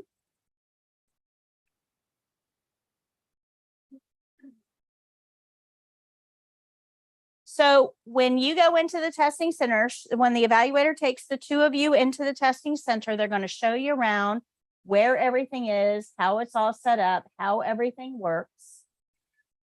And then they're going to pick one of you to go first. Let's say that you're picked to go first. You would get that care plan, and the evaluator is going to read that care plan to you. They can't even trust you know how to read. They're going to read that care plan set to you, and then they're going to hand it to you, and that is yours throughout the entire test. So put it on the table somewhere where you can see it. You can go back and look at it anytime during the test. You're not graded on memorizing the care plan. If you can't remember what body part you're exercising, stop and go to that care plan and read it. And then go back and finish. Good? Questions? The thing that you have, did we get one of those or is it in the book? These are on page 17 of your book. These are individual skills inside this book. Okay. So yeah, this is kind of like that book explains how to use these. Okay. Great question. What page was 11 of those charts? 17, page 17. Yeah, you'll probably want to like put a star next to it, or yeah, that's going to be your important. So the evaluator picks one of you guys to go first. They read this care plan to you. They hand it to you. You're going to read the care plan. You're going to think about it for a few minutes, and then you're going to tell them when you're ready to start. Your time does not start until all of that has happened. So you go into the room, they show you around how everything works. They give you the care plan. They read it to you. You read it. You think about it. And then when you're ready to start, you'll say, I'm ready to start. And that's when your time will start. So they randomly pick a care plan for you. The computer randomly picked a care plan for you. Yep, the evaluators don't get to pick. The computer does. And that makes sure that the skills are divided up equally. Now, that doesn't mean that somebody else might not get the same care plan set you get, because remember, the computer is the one that assigns that. So I'll just say you two got the same exact care plan set. You got this care plan set, both of you. I'm not going to put you guys together as partners, right? So that kind of throws another wrinkle into it. That's why it takes them a little bit of time to divide you up into those groups. Good? Questions? I have a question. Yes. Okay, so I passed the written test, but not the skills. Okay. Right? Can I just take this? Right. So if you have to pass both sections to be a CNA. So you have to pass both the written and the skills. Once you do that, once you pass both sections, you're a CNA. But if you failed one section, let's say you failed the skills but passed the written, you only have to retake the skills. Now, chances are you'll get a different skill set, right? So they're not going to have you do the same, 3 skills that you did originally, a different skill set, but you would just retake. Now you have 3 opportunities within a 2-year period. So you have to pass, if you've taken it 3 times and failed it 3 times, you have to wait 2 years, or you have to go take a 120-hour program to be eligible to test again. So what given time do they give you back the other one? If you pass one and you fail one, what time do they give them? You have to wait 30 days between attempts. Yeah. And you've got to do it within the 2-year period. So minimum is 30 days, maximum is 2 years.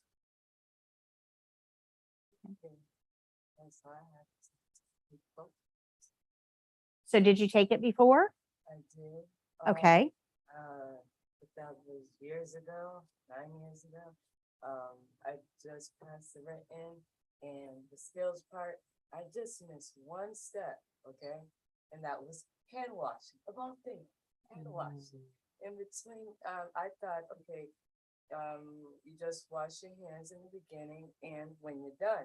But they wanted me to wash my hands in the middle of the skill, and that went out the window for me. So I like great, but only failed. I failed it like one time, and I just gave up. I had to go to work, you know. But yeah, that thing is nerve wracking. Yes, it is. Nobody likes to be watched doing anything and judged. Yeah, and they understand that. So that's the one thing that you guys have to understand is that these evaluators do this every single day. They saw people just like you yesterday and the day before and the day before and the day before and the day before. They know that you're nervous. You're supposed to be nervous. You're being judged. It's the thing that you have to remember is the test has nothing to do with you. The test will never, ever have anything to do with you. I know you're sitting there going, well, wait a minute. Why? How can you say that? I'm the one being tested. It doesn't have anything. Who do you think it has to do with? The patient, 100%. So they are judging you based on what you're doing to the patient. So the patient outcomes. So if you're talking to the patient, explaining to them what you're doing, if you're making sure that you're only touching the patient with clean hands, if you're making sure you're not cross-contaminating in the environment, if you're making sure that you're doing things safely to keep the patient safe, those are the things that they're looking at. Everything is, this whole checklist is graded based on the patient, not you. Now, if you can make that flip in your brain, because I know right now you think the test is about you, but if you can make that flip in your brain and understand the test has nothing to do with you, I can interchange you with you. It has nothing to do with you, has everything to do with that patient. When you start looking at the skills performance with that in mind, the skills become easier to learn. And my job is to kind of get you there over the next 4 weeks. It's going to take me some time. That's actually the hardest thing I have to teach you, is to get your focus off of you and onto the patient. That is the hardest part of my job. And you're not going to really realize that I've done that until the end. Okay? Because I got ways, I'm sneaky. I got ways of doing it that you won't even realize that I've done it. Okay? But that's really where our focus needs to be. Good? Does that make sense? Okay. So when we get this and the evaluator reads it to us, and then we get to read it, we can ask questions. If we don't understand what this says or what we're supposed to do, we can ask questions. But they're also going to tell us that we need to do each one of these individually. You don't go in and do all three. You're going to go in and do this skill. We're going to do the beginning, the skill, and the end, and say we're done. Then we're going to do this skill. We're going to do the beginning, the skill, the end, and we're done. Then we're going to do this skill. We're going to do the beginning, the skill, the end, and we're done. You have to do them in the order listed, and we're going to treat them as 3 separate patient encounters. Okay, because they want to hear all that nice stuff that I'm going to teach you. Good? Okay. And they're going to give you all of these instructions when you go to the test. They're going to tell you that you need to do these 3 skills in the order listed. You need to tell us when you're done with the first skill before moving on to the next one. They're going to give you all of these instructions. But if I give them to you, it's not a novelty when you get there. You're going to be like, yeah, I already know that. I'm good. It won't be such a fearful event. So in Florida, we have 2 evaluators. We are the only state that has 2 evaluators. That means you've got 2 RNs in that room judging you. But the nice thing is it's a nice private experience. If I put a wall right here and sectioned this part off, That would be what a clinical testing room would be. So it's separate from the waiting room, has a door. All these people out here do not get to see your performance. They don't get to hear your performance. It is separate. So you're not on a stage performing in front of hundreds. It's not American Idol. So I just watched that last night. So when you go in, they close the door. There's only 4 people there. The 2 people that are testing. So you and you're going to do the skills. She's going to be your patient. And then the 2 RN evaluators are going to be there. And they both have their own checklists. They're not allowed to collaborate. So when you do a step, they're both going to check off that you did that step on their own checklists. They're not collaborating. Now, this is kind of important because if you fail, you're likely to argue, I did that step. They just didn't, or, the evaluator just didn't see it. So the way this works in Florida is if you do a step right, you get a check mark. If you don't do a step, no check mark. If you do the step but do it wrong, no check mark. So the only way to get a check mark on this list is to do the step properly. Now, if both of the evaluators see you do that step, you get 2 check marks. Great job. If one of the evaluators is paying attention to her phone and did not see you do that step and doesn't give you a check mark, but the other one did and puts a check mark down, it doesn't count against you. If there's no check marks from either person, it counts against you as a deficiency. It does. It helps make sure that the evaluators are doing their job. Because we all get distracted sometimes. Both of them get distracted at the same time and you did it. You have a camera? No, there's no cameras in the testing center. Yeah, there's unfortunately. It's something I didn't see. It's a possibility, but remember these evaluators, they do this all day, every day. They're pretty good. But some of the things that I'm going to teach you are going to help combat that. We're going to talk about, do we need to talk out our skills? That's actually a lesson that we go through a little bit later in the program. And you'll see it. Where is it?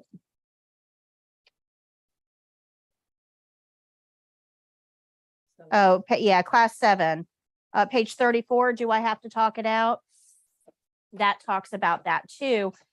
Because when you're doing the skill, and we're going to get into this a little bit later, but just as an appetizer, when you're doing the skill, if you're saying the steps out loud, explaining to the patient what you're doing, it makes the patient more comfortable. But if the evaluators are looking down here at this list and they hear you say a step, you're going to get credit for it. So talking out your skills becomes pretty important from that standpoint. Mrs. Green, I'm gonna brush their teeth. Right. Yeah. You want to make sure, and we need to do that for the patients anyway, because remember, you guys all had to take a class to learn how to do these skills. You're here. You signed up for a class. That means that on some level, you don't have the ability to brush somebody else's teeth. Right? That's why you're here. You want me to teach you how to brush somebody else. You know how to brush somebody else's teeth, but you felt that you needed instruction, right? Okay. Well, do you know who else doesn't know what you're supposed to do? The patient. They didn't take a class. So part of our job is to make sure that we are explaining to the patient what we are doing every step of the way, because we can't assume that they know what our next step is. And they didn't take a class and they don't know all the principles. It's our job to really talk that out. So it goes beyond the test, and that's what that lesson is going to talk about. And again, remember, you're focused on the test, right? And that's where your focus should be. But my job is to get you to focus on the patient. So should you talk it out? Yeah, it would be nice but you're not really doing it for the test. What are you doing it for? The patient. And if you get that, right, if you do that during the test, you're going to pass because you're doing it the right way. So your patient could have dementia too. Sure, patients can have dementia, but it's actually more important with dementia patients that we talk out our skills. Way more important. We'll talk about that too in detail, working with dementia patients. And I'm going to give you a little bit different way of looking at it. Any other questions? You good? Okay. So we have 2 RN evaluators in Florida. Everybody else gets 1. So when you do a step properly, this is an actual testing checklist. When you do a step properly, they're going to put a check mark there. But up in the corner, somebody asked about timing a few minutes ago, up in the corner of the checklist, they're actually going to write, when you say, okay, I'm ready to start, they look at that clock and they write down what time it is when you start your test. They both of them actively write it down on the checklist form. When you're all done with a skill, with the whole test, you've done all of your 3 skills, they write down the time there. And that's how they judge your time, is through the overall skill set, not with each individual skill. And like I said, we'll talk about skills timing a little bit more. They also are going to write down when you start doing certain things and when you stop doing certain things that need to be timed.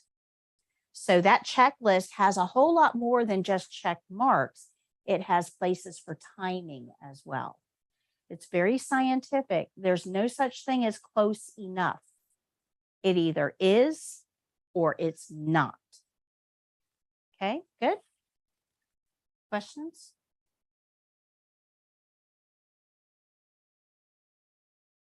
All right, so once everybody's done all of the skills, so you guys went in, you did your skills on him, he did his skills on you, you went back out to the waiting room. You guys are brought in, you do your skills on her, she does hers on you, you go back out to the waiting room. You guys come in, you do your skills on her, she does hers on you, you go back out to the waiting room. You guys finally come in, you do your skills on her, she does her skills on you, you go back out to the waiting room, and all of that is done. Then they're going to bring everybody into the computer room and do a 60-question multiple choice test on the computer. You need no computer skills to do this other than working a mouse. You have to know how to move a mouse and click a mouse button. That's all you need to know how to do. They actually get you logged in, verify your identity and all of that. So all you have to do is be able to move the mouse on the screen. You'll get your test instructions when they take you into that room. You'll start the test. At the end of the test, before you hit submit, they're going to tell you, let them know when you're done with the test before you hit submit. And they usually will look to make sure you've answered all the questions before they hit submit. When you submit that, when you're done with the written test and it gets submitted, it gets graded automatically. And you will get your test results right away. You're going to get 3, possibly 4 sheets of paper. This is the first one that you'll get. And this is the test results from the written test, the one you just took on the computer. You'll see down here the different categories of questions, how many questions are in each category and how many you got right. And up here, it'll tell you whether you passed or not. It'll say, congratulations, you passed, or you failed. The second page looks exactly like it, but this one is for the skills. Now down here, it's going to list some of the skills that you had, and that will go over onto the next page. So this is a listing of the skills that you were assigned to perform. And then the last page is the most important one. And again, this one will tell you, congratulations, you passed, or it'll say you failed if you were unsuccessful. But the last page is the important one, and that's this one. This is your feedback. So let me go back here. So remember this, right? We got check marks for every step that we did. Anything without a check mark is what's going to be reflected on here.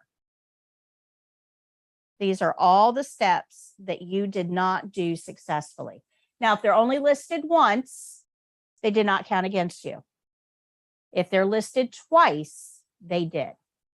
You need to pay attention to this because in healthcare, good enough is not good enough if I'm the body in the bed. Think about that, right? Do you want a CNA that just barely scraped through school, and barely passed the test, but hey, they're a CNA? Or do you want a CNA that's not going to put your life in imminent danger? Me, I want to make sure I survive the experience. So I want you to read this. I want you to look to see what steps you miss because this is an opportunity for improvement. Now, yeah, you're nervous. You're probably going to miss a thing or two. Most of my students get perfect scores. Yeah, if you don't get this page, that means you got a perfect score. Most of my students get perfect. Means you didn't miss anything. That means you got all of these check marks for every single skill. That's my goal. Because someday I'm going to be the body in the bed. I'm getting older. I have a knee that I know I can't ignore anymore. I have to go to the doctor and get it taken care of. So I know I'm looking at surgery in my future. I'm going to be the body in the bed a whole lot sooner than I'm comfortable with. I got to make sure that I've got some good CNAs out there that aren't going to actively put my life at risk. Right? So this has taken on a whole new level of importance for me. Good. All right. So this is your deficiency report. You're going to get all of those papers when you leave the center. Now, they can't give you any information. You can't go up to them and say, hey, wait a minute, I did this. They are not going to talk to you about your results. They're just going to hand them to you as you exit the building. They do not argue with you. You are not going to persuade them otherwise. Okay. Good. All right. So that's the testing experience. We talked a few minutes about the ebook. This is on our website. Remember that you want to go download this. It's free, but this is going to go over those 5 things I was talking about earlier. Know your role, know your normals, safety, infection control, and patient rights. It's going to go over all of that with you. You really do want to download that and go through it before you go test. This helps with the written test tremendously. If you go through this book, you are very, very, very unlikely to fail the written test. Very unlikely. Oh, we just went through this. These are the test scoring pages.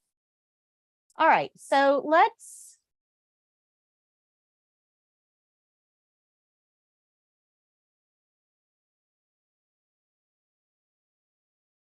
go ahead and take our break.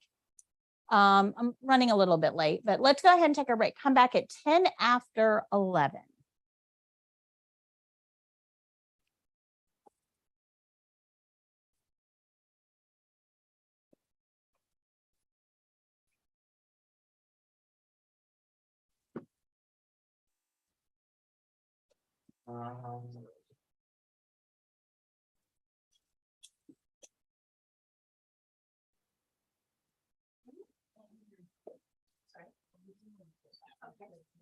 Okay. Okay. That's fine. Just you want to watch the replay on YouTube over there. No problem.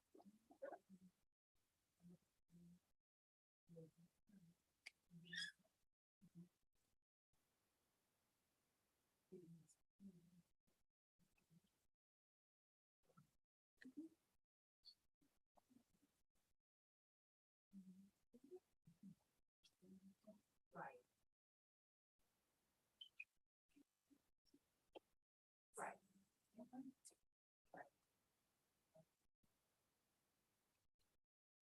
We go into that a little bit. Yeah, I cover all those bases.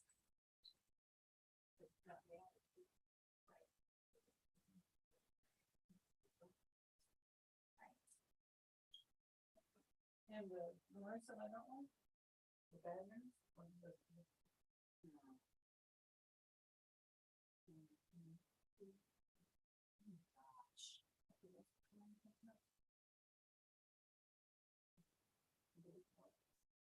the one lady had a relationship with something.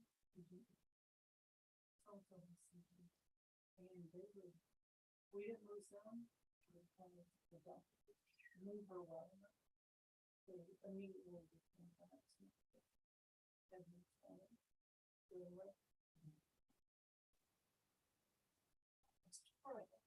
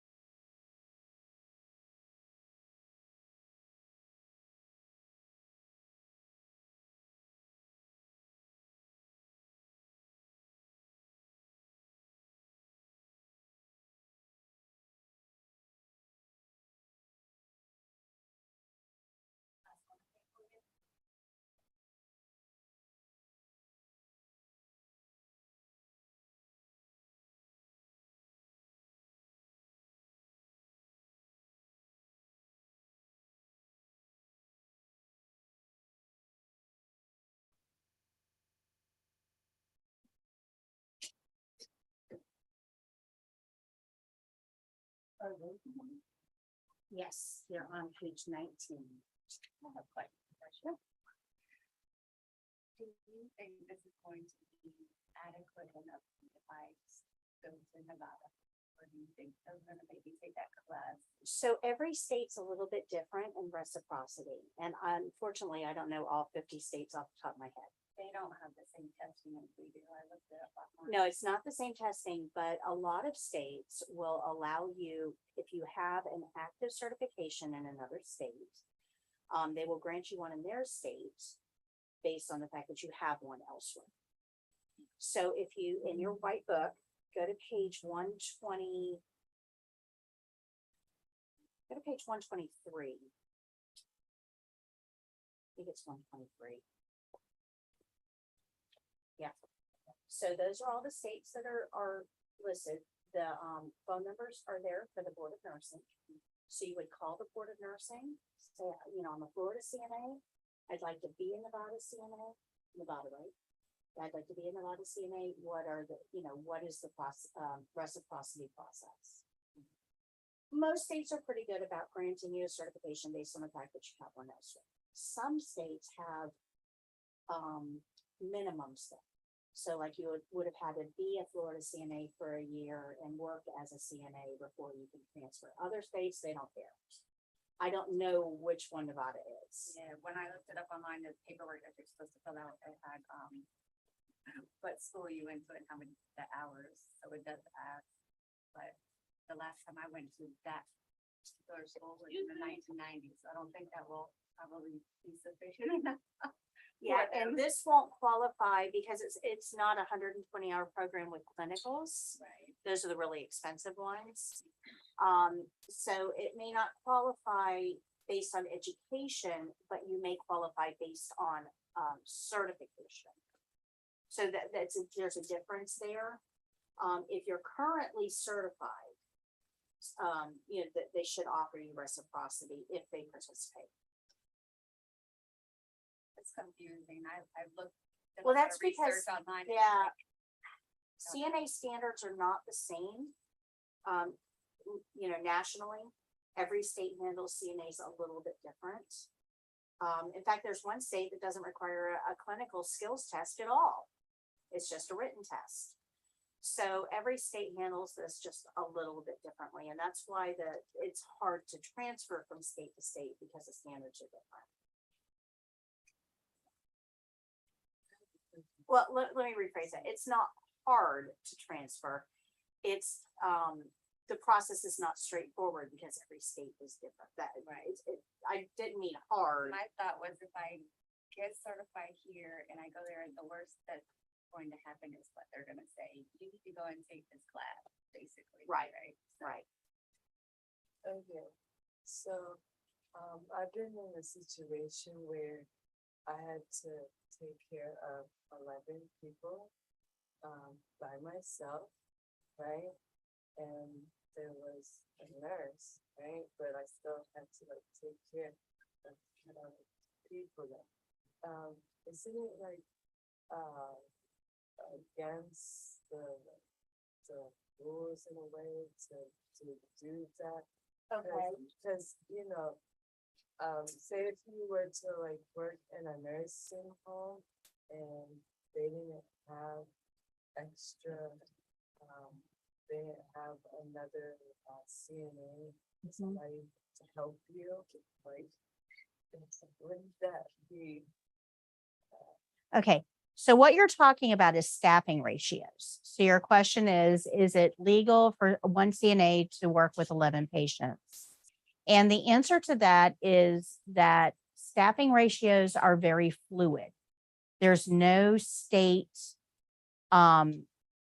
law that says one CNA can only handle 6 patients, or, you know, that's what you're looking for. There's no state statute. So no, it's not illegal. So what you have to understand, there's 2 forces at play here. Okay.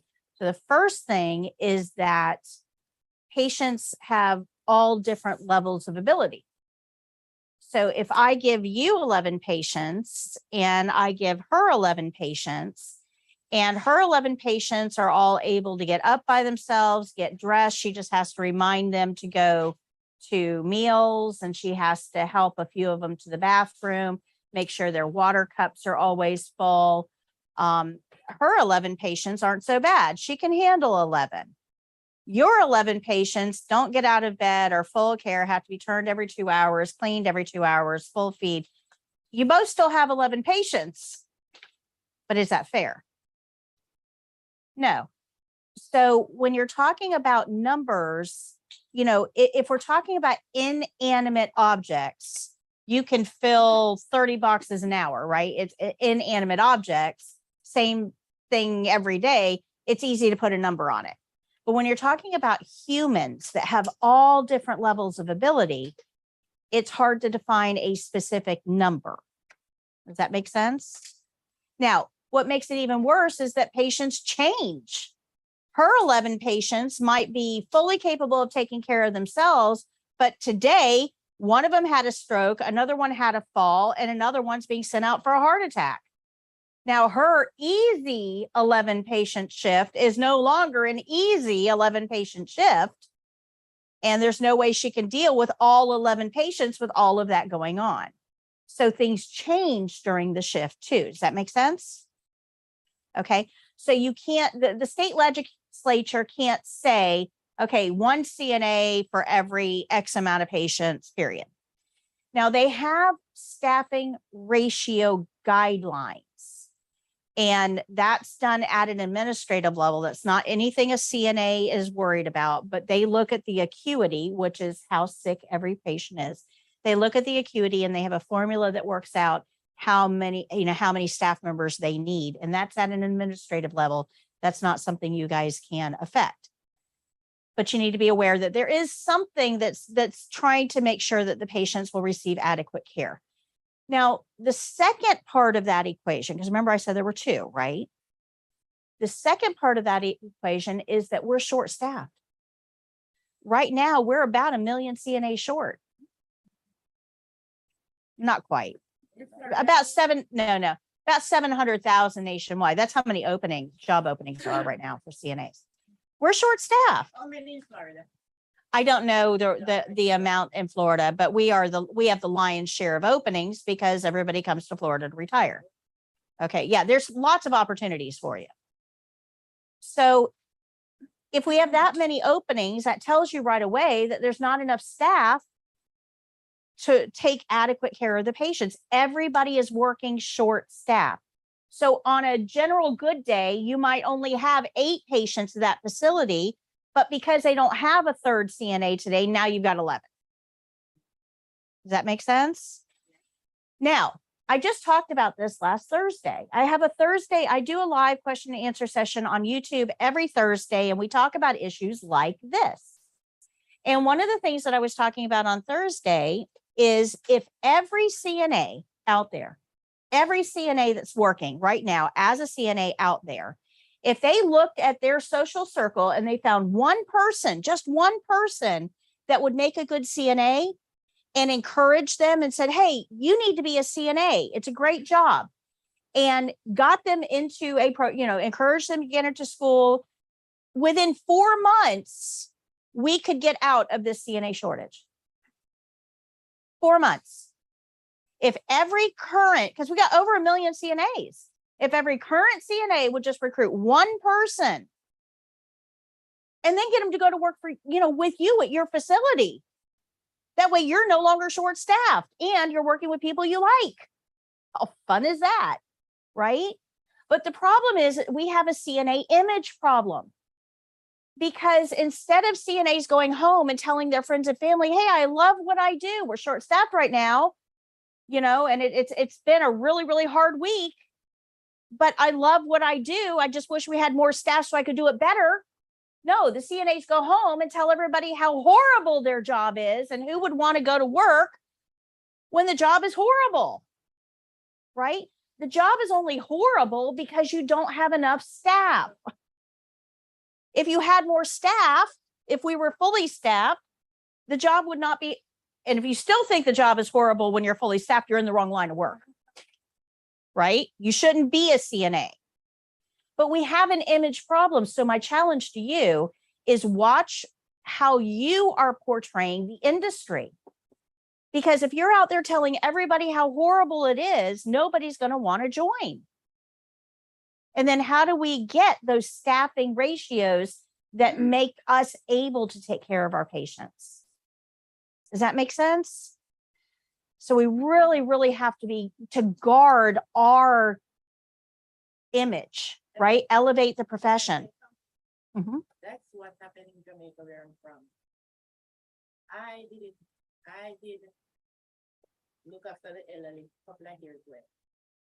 And my friends were saying to me, oh, could you do that? How you do that? You understand? I couldn't stomach this and I couldn't stomach that Mhm. and so on. And I'm saying to them, if you try it, it's not hard. But they keep on saying, you're so good, you're so good. So at all times they heard about somebody, they say, come here. I heard that Mary wants to be taken care of. Can you do it? You say, why you can't you do it? They say, I can't manage. She have a sword here and she have that here and so on and so on. So they do in Jamaica, they don't put a lot of effort in it. You know, when they put the effort in, when they come to America, they try to do it. Yeah. Okay. And I keep saying to them, but when you're in Jamaica, you want to do this. They say, well, you know, in America, yeah, you understand what I'm saying? So when I came here, I told my daughter that's the first thing I told her I would like to do. And my son-in-law said, no, you are getting old and you have to roll the patients and so on. After I tried. And they didn't let me. I know they enrolled me. Because if you put my daughter in from she's here. Yeah. She's here about 20 years now. Wow. And that's what Yeah, it's much I don't know. It's not right for everybody, but yes, CNAs have an image problem all over the world. And I think that it's something that we actually have control over. You know? So if we recognize the problem and we take the steps that we can take to fix the problem, like I said, 3 to 4 months, we could have a fully staffed a workforce, because CNA training is quick. It's not like nursing. I mean, nursing, it's 3 to 4 years from the time you start until you're ready. CNAs are 3 to 4 months. We could turn this whole thing around in a very short amount of time. But that means that we've got to make sure that we're guarding what we say. Sometimes that's the facilities too. Oh, yeah. Yeah. Administration is going to have a lot to do with it. Yeah. I mean, with us, we're supposed to have 8, but then they counted the activities person and the med tech. And so when you start doing the 8, well, these people are busy with other things and not helping. Right. So then it becomes, becomes 11, Yeah, it does happen. It's unfortunately in every industry right now, they're making people do more with less, and that's unfortunately every industry. I wish I could change it. I really wish that I could teach administrators to be more effective and make sure they're taking the staff needs into consideration, but I got my hands full right here. So, well, you can't control. Corporations are still going to want to make money. right. And one way to make money is They're for-profit industries. They can't really control the amount of money they have coming in from each individual, because that's capped off, by the insurance companies and by the payment programs.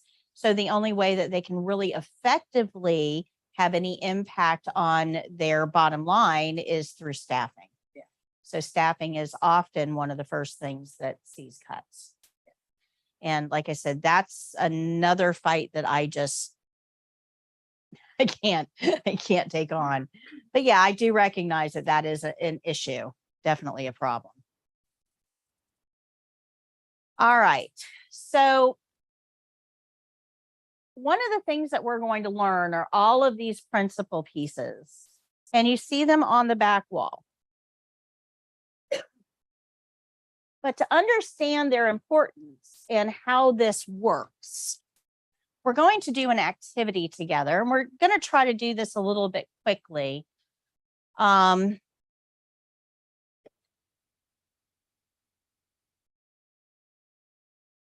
got 10 of you, right?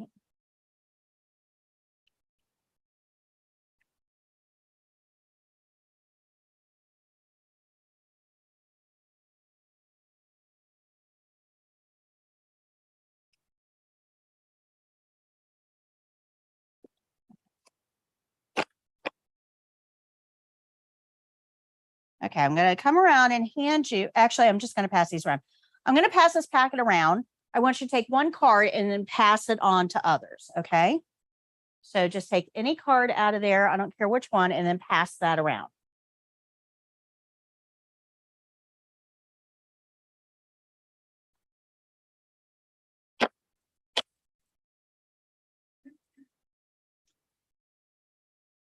Want you to read over the principal piece that you have.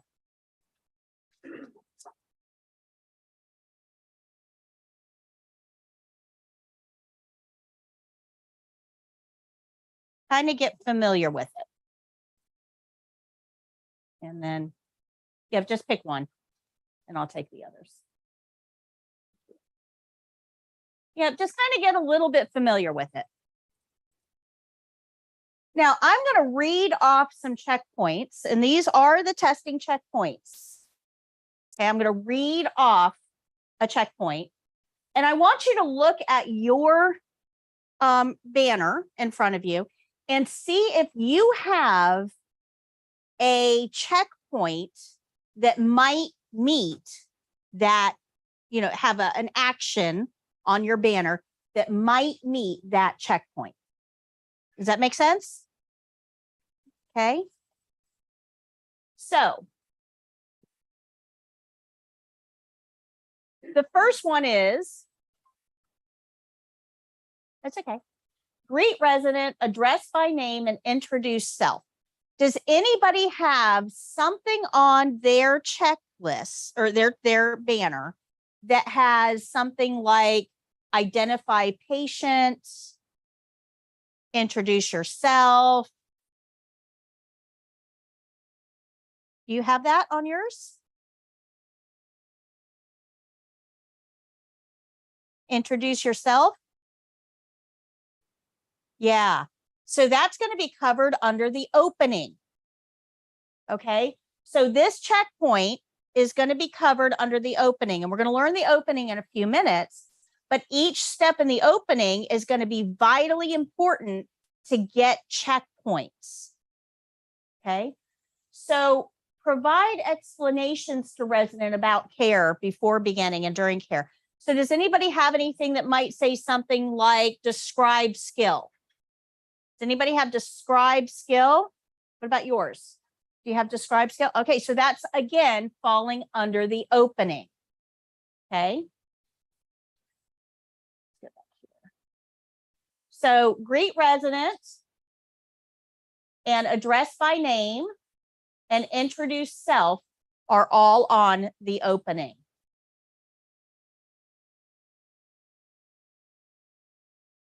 Provide explanations is also on the opening, describing skill. Support resident's arm in a manner to avoid dangling while pulse is taken. Does somebody have something? You have something?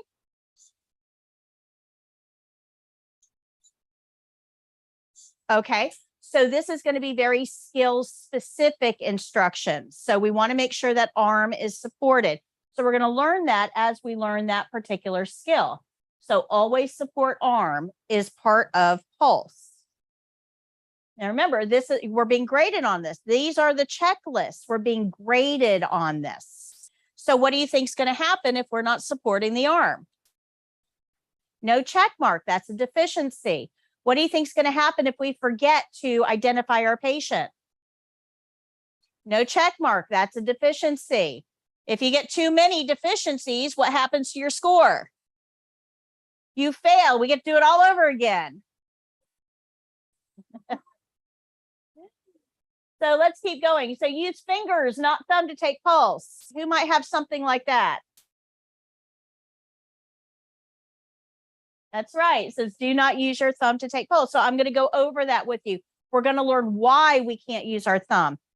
So right now I'm just showing you the correlation between the checkpoints that you're going to be graded on and the banners or the instruction we're going to use to learn how to meet those checkpoints.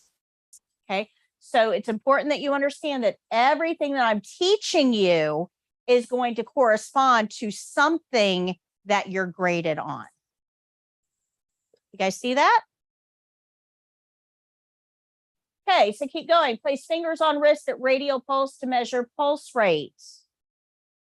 So I'm pretty sure that's on pulse. Radial pulse is at the top of the thumb side of the wrist. Count pulse for 1 full minute. What happens if we don't count for 1 full minute? No check mark. That's right. So because our care plan said 1 full minute, we're going to follow the care plan. Okay. So we're going to record the resonance pulse rates. That's going to be here on the closing. Who's got the closing? So do you see on yours where it says documents? So if we have to record the pulse rate, and we forget. So this is a checkpoint that's actually missed quite a bit. Because I'm going to teach you how to do these skills. We're going to do an opening. We're going to do the skill. We're going to do a closing. There's a whole lot going on. We got 5 minutes to get this done. You know, your brain is like frazzled because you're being judged and graded and all that, right? So you get to the end of the skill and it's possible that you might forget to write down what you just counted. It's possible. Highly likely, actually. My job is to make sure that doesn't happen, but so, and I hear this all the time from people. I don't understand why they failed. I just forgot to write it down. It's not like I didn't take it. I just forgot to write it down. I was nervous. They should have given me, you know, some leeway on that because I was nervous. Well, who is the test about? Is it about us? Do they care that you're nervous? Are they going to give you leeway? No. What is a potential consequence to the patient if we don't write it down? I said they could die. Yeah, If well, they have like with the pulse, if it's not a steady rhythm, if they're not getting enough pulse, then they can suffer. right. So the rest of the team is relying on our information to do their job. So if we don't write it down, the potential consequence to the patient is that something is missed, right? Some action doesn't get taken. They're not making us count the pulse for funsies. There is no busy work in healthcare. We have way too much to do for busy work. If they ask you to take the pulse, that means they need the pulse. We're either going to give them medication or evaluate the effectiveness of medication or get them ready for a procedure or see if they can go home, which is optimal, right? We want to get them out, right? But there's a reason that I've asked you to take the pulse. If you didn't write it down, I can't take the next step, whatever that next step is. So understand that this checkpoint, it gets missed a lot, you know, because at the end of the skill, you want to finish the skill. You don't think about documenting, but I need you to understand the consequence to the patient if you fail to document. Good. Okay. We want to ask resident about preferences during care, and this is actually going to be done during the opening. So this is why we're asking permission. So we're going to talk about the opening in a minute, but understand that if you don't ask the patient, can I do this or is this okay? You're actually missing this checkpoint. Okay. So everything I'm going to teach you has a checkpoint that's going to correlate with that action. You guys putting that together? This is how I created these. Then we have these two. Now, you had said earlier that you didn't wash your hands, right? You missed one step. Yes. You didn't wash your hands. Okay. So the checklist is very specific about when hands have to be washed. We have to wash our hands before we touch the patient. If you read this, it says refrain from touching resident before hands are clean. So if you look at the opening here, we have hand washing in a very specific place. The order of this matters because if you come in and touch the patient before you've washed your hands, you won't get that checkpoint. Good? Does that make sense? Okay. But here's where it's a little bit tricky. If you look at this, you guys see this checkpoint here? Notice there's 2 bullets, 1 checkpoint, 2 actions.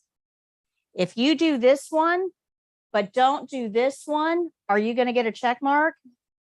No. You guys seeing that? And that's what happened to you.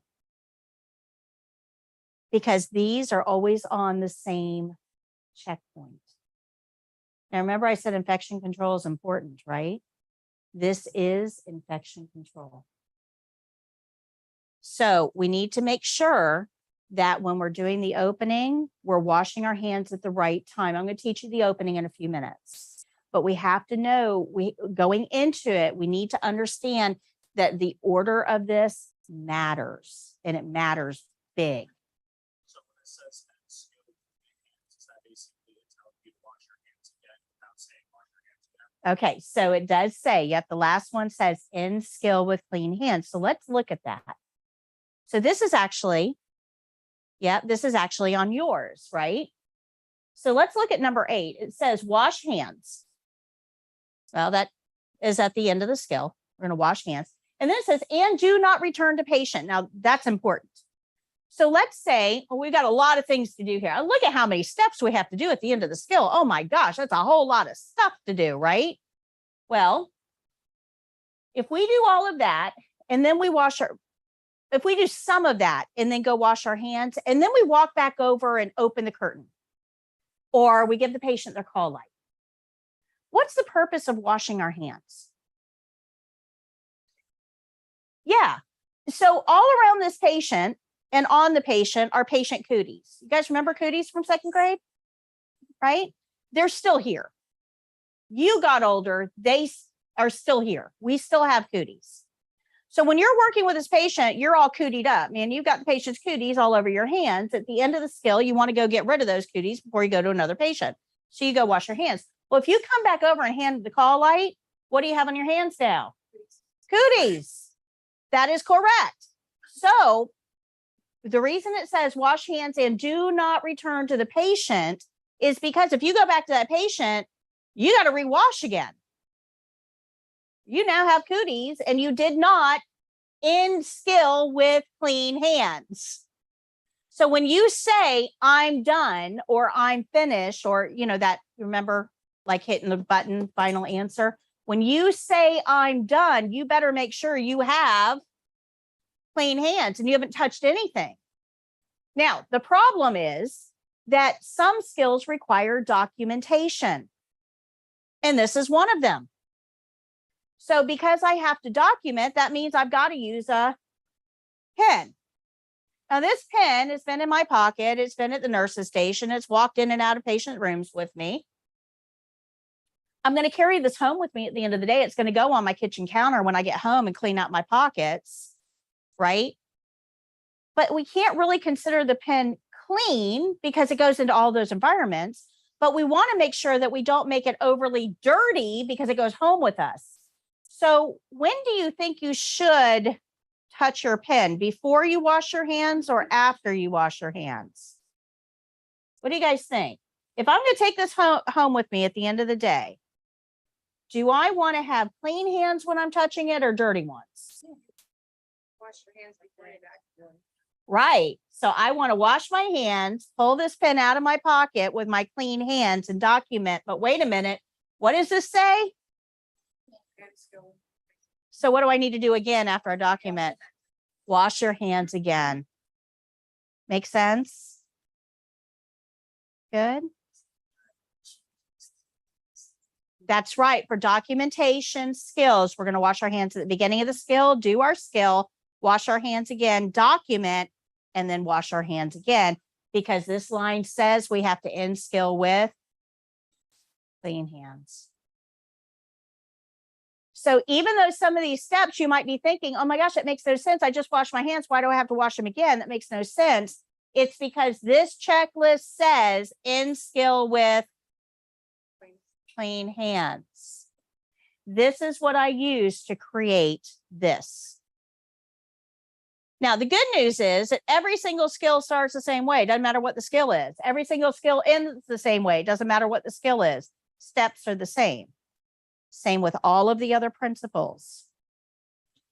If we're going to use a privacy blanket, it's always used the same way. If we're going to use gloves, they're always used the same way. If we're going to use a barrier, always use the same way. If we're going to wash something, it's always done the same way. If we're going to clean a basin, it's always done the same way. So we're going to learn how to do those things, but understand that each one of those steps is going to be a checkpoint. It's there for a reason. Now, if you miss that step, it depends on the consequence to the patient as to how that's going to affect you. But this one, remember I said everything is graded based on weight, right? Some steps don't count as much as others. This step right here is big. This alone will fail you. Now, why? Why would it fail you? Well, let me explain to you the patient experience here.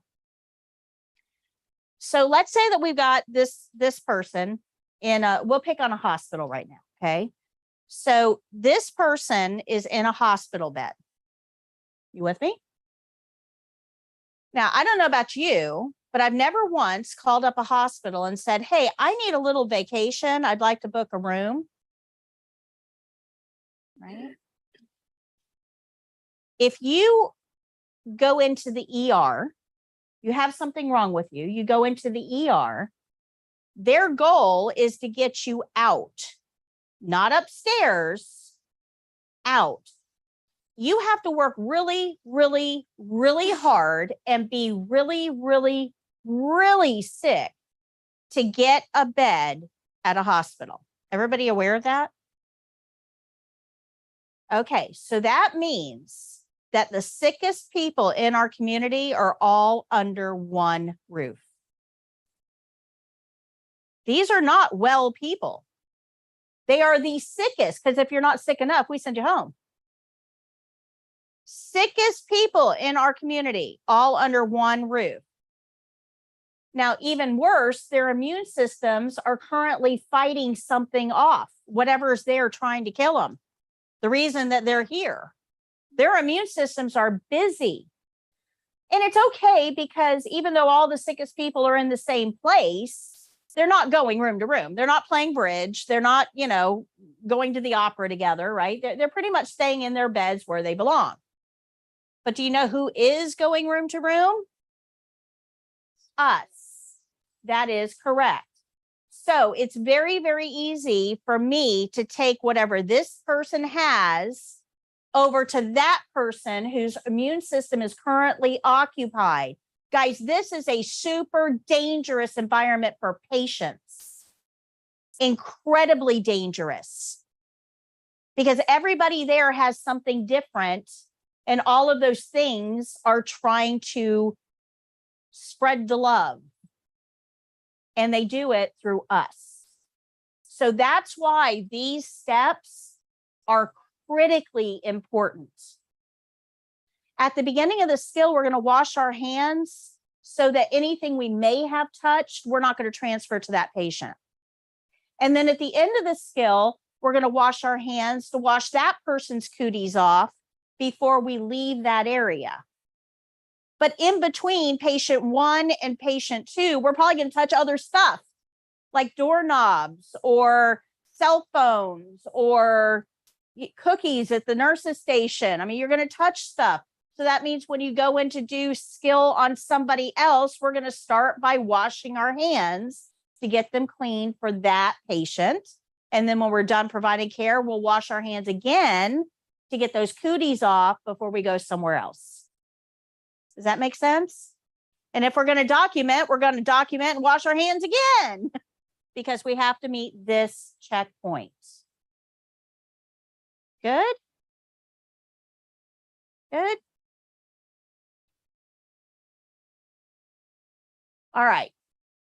But wait, there's more. So I told you that hand washing is a very, very big checkpoint. It alone can fail you. But these are just as important.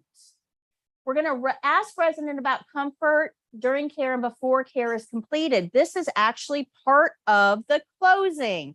So if you look at yours, you're actually going to see the third checklist checkpoint down. You'll see it says ask about comfort. Guys, it's a checkpoint.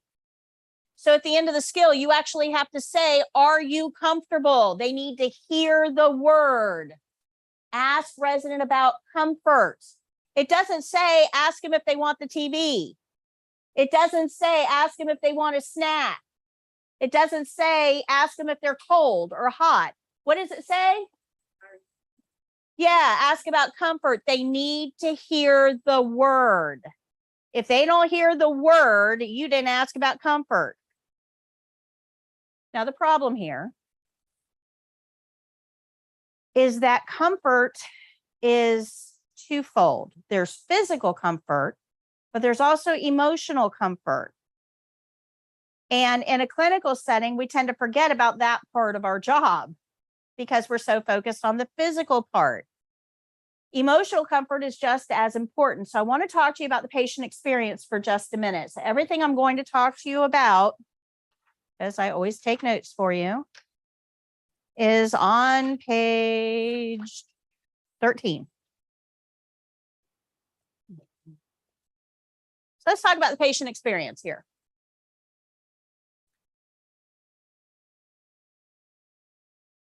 When a patient, well, let me ask you this. When you're sick, where do you want to be? Home. Absolutely. 100%. 100 people surveyed, 100 of them said, I want to be home. That's where our comfort is.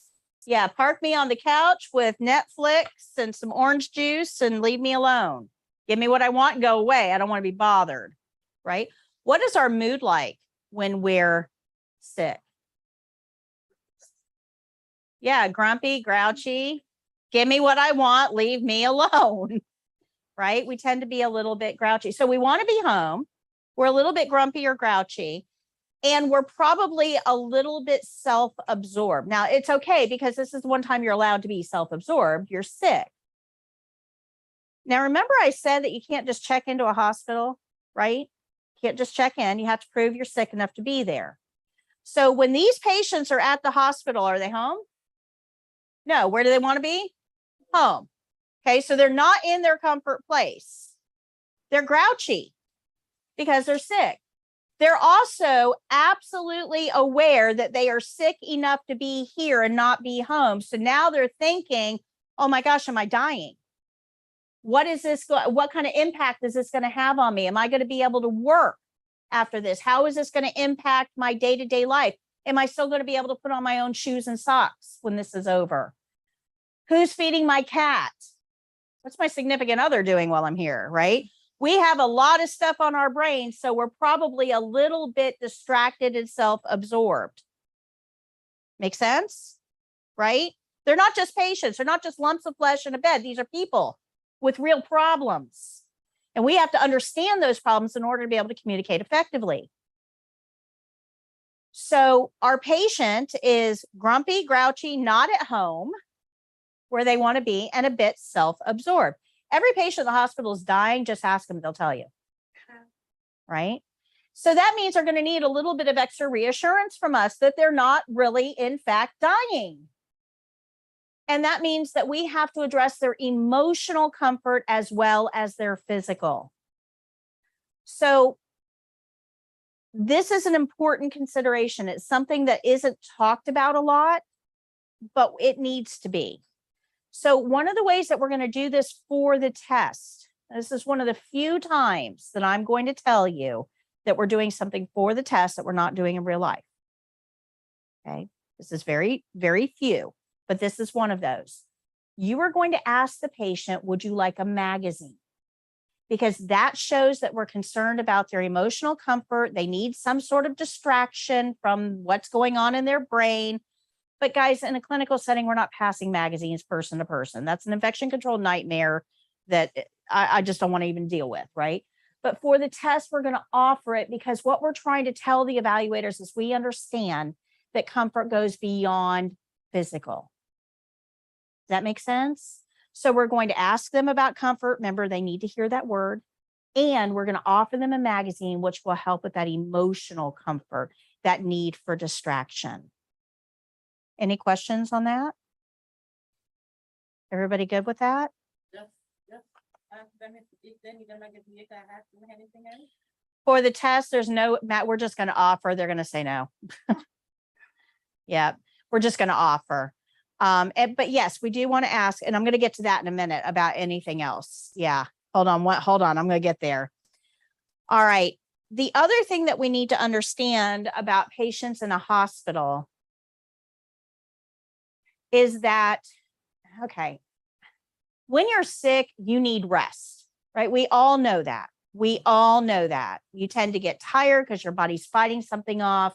You don't really want to do anything. You're laying on the couch. You need rest. Anybody ever been a patient in a hospital?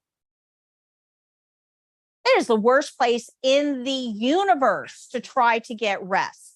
So we know that's the one thing that they need to be able to heal. And yet we put them in a place that rest is almost virtually impossible because there are people in and out of that room all the time. They did a study on this not too long ago, and the average is 17 individual people come in and out of a hospital room every 24 hours. And that doesn't count friends and family and visitors and things. That's just healthcare workers. You know, you've got nurses, usually at least 2, sometimes 3, because you've got one for the morning shift, one for the night shift, and then you probably have a staff or a charge nurse that's going to come in and check to make sure everything is okay.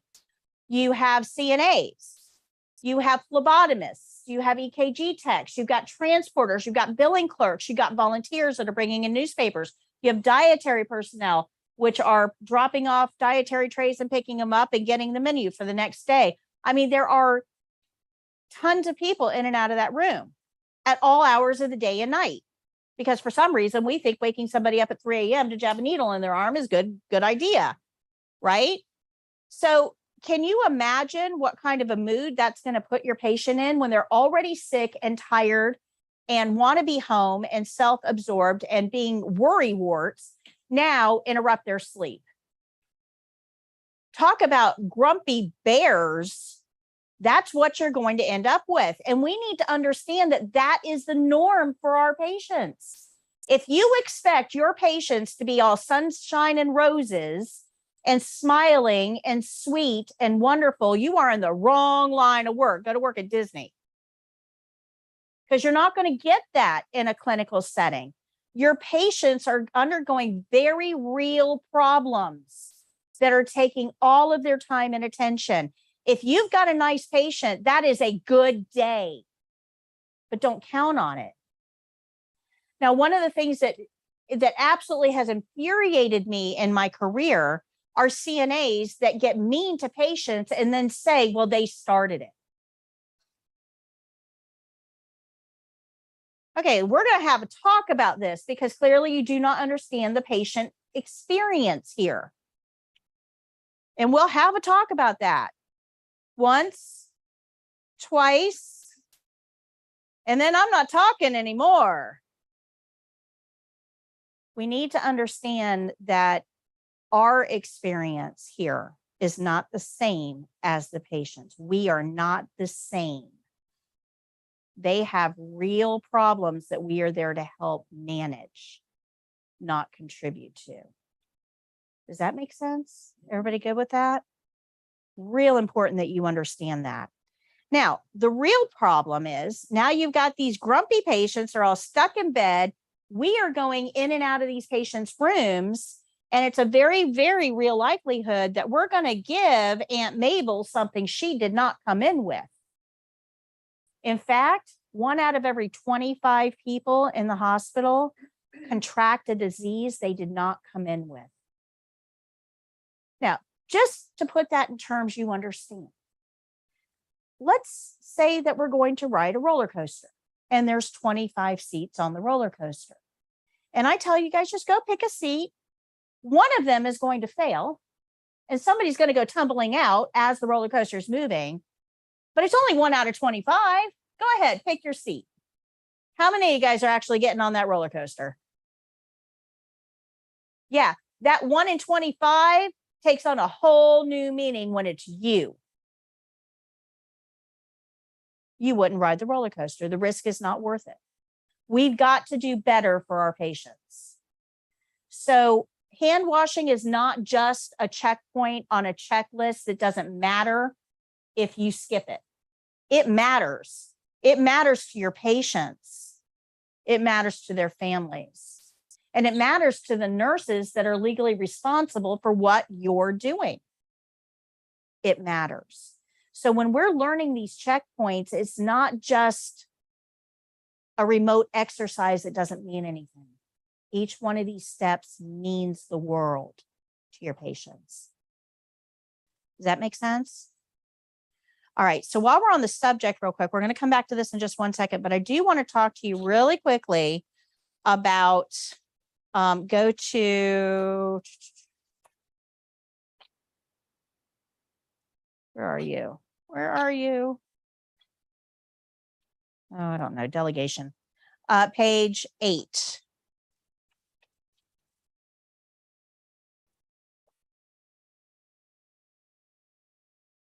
So in here, we are going to learn how to do 21 skills, and that includes hand washing. These are the skills you're going to be graded on the state exam. They form a pretty good foundation that you're going to build on in your career, but it's not the end all be all. This is not everything that you're ever going to need. This is a foundation. This is a starting point. You're at the starting line. When you go to work out there, there's going to be other skills you're going to have to learn based on where you're working. So for instance, let's say that you are working in a pre-op unit of a same-day surgery center. So you're going to help patients get into the room, get them into a gown, make sure that they've emptied their bladder, they've had all their jewelry off, right? You're going to do all of those things. You're probably going to get vitals on them, all things that you learn to do in here. You're fine. You don't need any additional education to do your job in pre-op. You, same center, but you're working in post-op. Now, same-day surgery centers, you go in, you get your surgery, you go home. You don't stay overnight, right? They stabilize you, you go home. Your best place for you when you're sick is home. You got Netflix there. All right.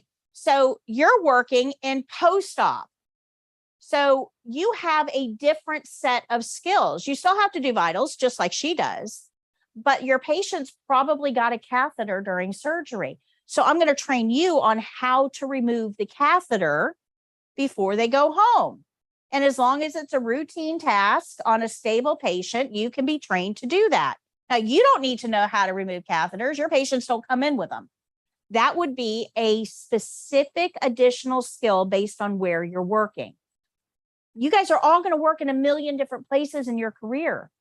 So in place 1, you might use a set of skills that you'll never use again in different workplaces. So there is a mechanism in place that allows you to be trained on additional skills based on the needs of the workplace, and that is called delegation.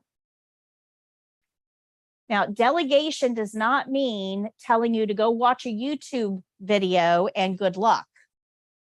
It means that you need to be trained on how to do something. Now, training may involve a YouTube video. That's a possibility, but there's going to be more to it. It doesn't have to be done in a classroom. You don't have to be sitting at tables with other people. I can train you at the bedside. Okay, this is what we're going to do. This is how we take catheters out. I'm going to go over the mechanics of it. You're going to watch me do it. I'm going to watch you do it. I'm going to hang out until you're comfortable with it. And once I know that you kind of got it, then you're going to be on your own. And now you're trained to do that task. Make sense? That's called delegation. Now, this banner here,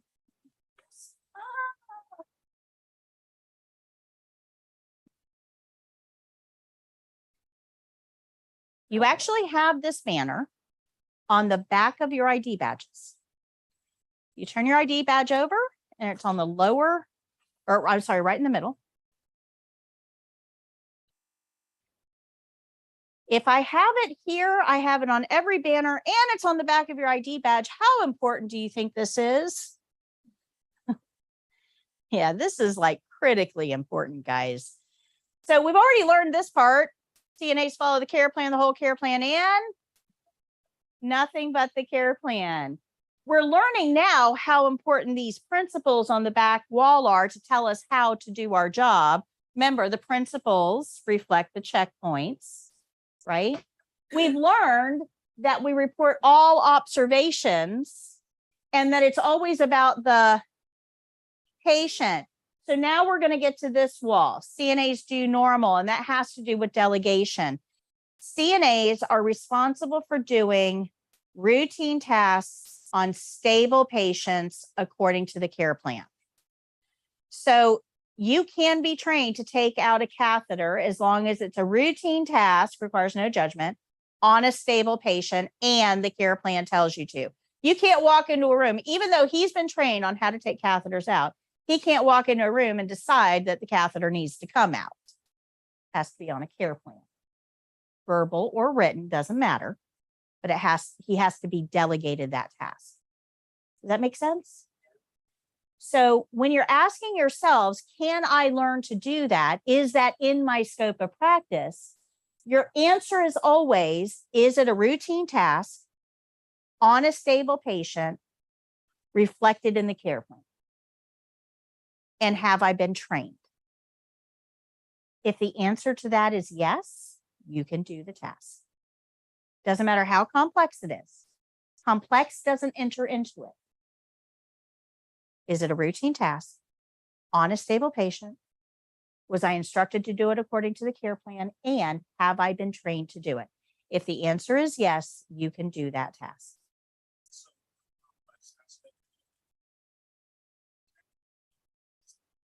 Always, always. Yep. The RN always assumes liability for what you're doing as long as it's on the care plan. That's right. So think of that care plan like your liability umbrella. So you see that at the bottom of page 9 there? That care plan is your liability umbrella. And as long as the care plan tells you to do, or the nurse tells you to do the skill, and you've been trained to do it, you're covered. You can do anything. Sky's the limit. But if you walk in a room and decide that a patient needs something, are you operating under the care plan? Well, as a nurse, I'm not taking responsibility for that. Absolutely not. You're on the hot seat for it now. Hypothetically, if you were to be working with a patient that's at home and the nurse puts on the care plan, something that you're not trained to do with you, You need to let the office know I haven't received training on that.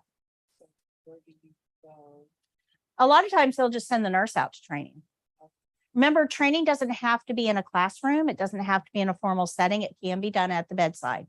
So as long as they know that you haven't been trained in performing that task, or you're not comfortable in performing that task, they'll send the nurse out usually. Or they may tell you, hey, come in on one of your days off and we'll go over it, in the office.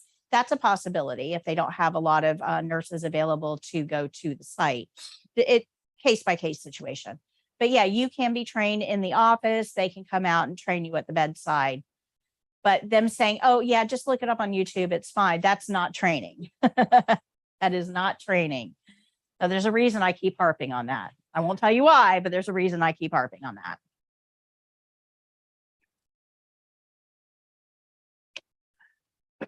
Our AC needs some work, so I have to turn it on and off. Sorry, guys.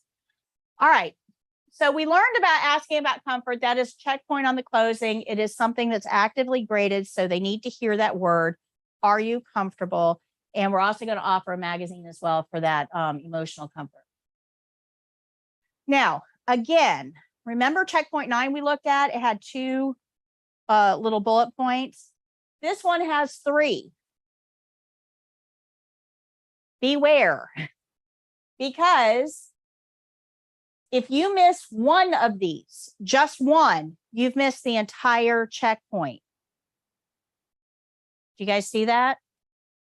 So if you don't announce yourself or knock before entering room, you've missed that whole checkpoint. If you don't, if you call the resident honey or sweetie, or don't call them by name, you've missed that whole checkpoint. If you don't close the privacy curtain before providing care, but you did the other 2, you still missed the whole checkpoint. These 3 things go together, and they're graded, even though they're 3 separate steps, they're graded as one. Now, if you look here, you'll notice that is the majority of the opening. So when you're practicing, if you don't knock on the door, and I remind you, hey, you need to knock on the door, you're probably just going to cut. Yeah, I would remember that. Is no. Stop and restart and knock on the door, because the way that you practice is how you're going to do it for the test. So knocking is actually vitally important. Think about this for a second. Let's talk about this guy again. Strange place, no family in the room, surrounded by strange people. They don't know you. You're all a bunch of weirdos walking around in pajamas. They have no idea who you are. And you want to come in and take their clothes off? I mean, come on. We should be on a first name basis at least, right? They didn't get dinner. They didn't get movie. You just walk in, you're a stranger, and you're taking their clothes off. Hold up. This isn't going to work for me, right? So we need to make sure that we understand how important the patient's experience is. We have to understand that the patient doesn't know us. And this is a problem, because as we go through our career, our day-to-day, it's the same thing every day for us. We walk in, we do the skill, we wash our hands, we walk out. We walk in the next room, we do the skill, we wash our hands, we walk. I mean, it just becomes routine, right? It's not routine for them. Our routine is not theirs. And we've got to be careful to make that distinction. When that patient is lying in that bed, they're in a strange place surrounded by strange people that they don't know. They're scared to death. They want to be home. This is the worst possible day in their life. They're not going to be able to rest well, especially if they hear something, open their eyes, and there's a stranger standing over them with a sharp object in their hand. Are they ever going to be able to rest again? We have to understand that that space that the patient is in is their only safe space in this place of strange chaos. We have to respect that. By knocking on the door, you're giving that patient a warning that somebody is coming in. You're allowing them to wake up, to acknowledge that, okay, my space is about to be invaded. And that's what keeps that space safe for your patient. Does that make sense? If you don't knock, it will have a negative patient experience. Now, this is so important. Okay, the test says this is so important that we're going to make it its own testing checkpoints. It is that important. And this is a step that most students miss when they're practicing. They completely miss the whole opening and they just go right into the skill because they get worried about the skill. This is way more important than the other steps. Don't forget your opening. Okay, does that make sense? Don't forget the opening. So as you notice, let's get through this. I'm going to take you back through this in a minute. So we've knocked, that's in the opening. We're going to identify our patient by name, that's in the opening. We're going to close the privacy curtain before care. That's in the opening. So man, that opening is seriously important. And then we get to this checkpoint. Now, again, we've got 2 bullet points here. So if we miss one, we've missed the whole thing. So one of our bullet points says, leave call light in or near resident's hand at the end of the skill. So it's not enough to say it's there. You got to put it in their hand or beside their hand. And you got to tell them it's in their hand or beside their hand. And so that's in the closing. Give patient call light and instructions. And we're going to leave the bed in low position at the end of the skill. And again, that's here in the closing. So we had this whole skill, right? I'm going to go back up here. I want to show you.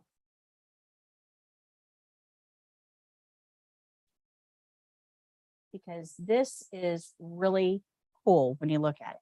So this is the whole checklist for Pulse. We went through it step by step. This is the whole checklist for Pulse. I want you to pay attention to this. Checkpoint 3, checkpoint 4, 5, and 6 are the only checkpoints related to the skill. The rest of them are the opening and the closing. So if you're just doing the skill, you're not going to pass. Does that make sense? You have to do the opening. You have to do the closing. That's where you're going to get all of your checkpoints in. Good? Good? This is a really good exercise for you to understand that every thing that I'm explaining to you correlates with a checkpoint somewhere so that you understand the importance of what you're being taught. It's not just yeah, that would be nice to do, but in the real world, we don't do that. And I tell you this on purpose because when you're out there working, you're going to get assigned to CNAs that'll say, oh yeah, we don't do that in the real world. We don't do it like that. Well, if you're not knocking on the door, yeah, you may not be tested in the real world. You know, you passed your test, you're certified. Nobody's grading you in the real world, but that doesn't mean it doesn't have an impact on the patient, right? So each one of these checkpoints that I'm talking to you about, they're important for testing, yes, but they're way more important in the clinical space. So don't think that once you get certified and out there, these things go away. They actually become more important because someday I'm going to be the body in the bed. Make sure you're knocking on my door. Okay? Sooner than I'd like. I'm scared to death. All right, so do you guys understand how these checkpoints are going to determine your score during testing? Everybody got that? Okay. All right, so this is what we were talking about here. I just kind of went a little bit, I brought it in a little bit early. So remember that as CNAs, we are going to follow the care plan, the whole care plan, and nothing but the care plan. CNAs do normal, that's routine tasks on stable patients according to the care plan. These principles that we're about to learn will tell us how to do those skills. And then we have to remember that it's always about the patient, and anything we notice is going to be reported to the RN.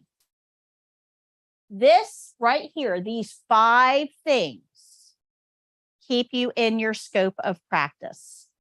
As long as you understand these 5 things and you adhere to these 5 things and you are safely in this bubble, no liability will ever fall on you, ever, ever.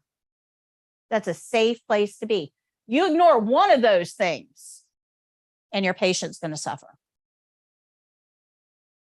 So this is the CNA program. These 5 things make up the CNA program. And we talked about this, delegation. All right, so let me explain to you how we're going to get from here to there. So your syllabus, which is this page here,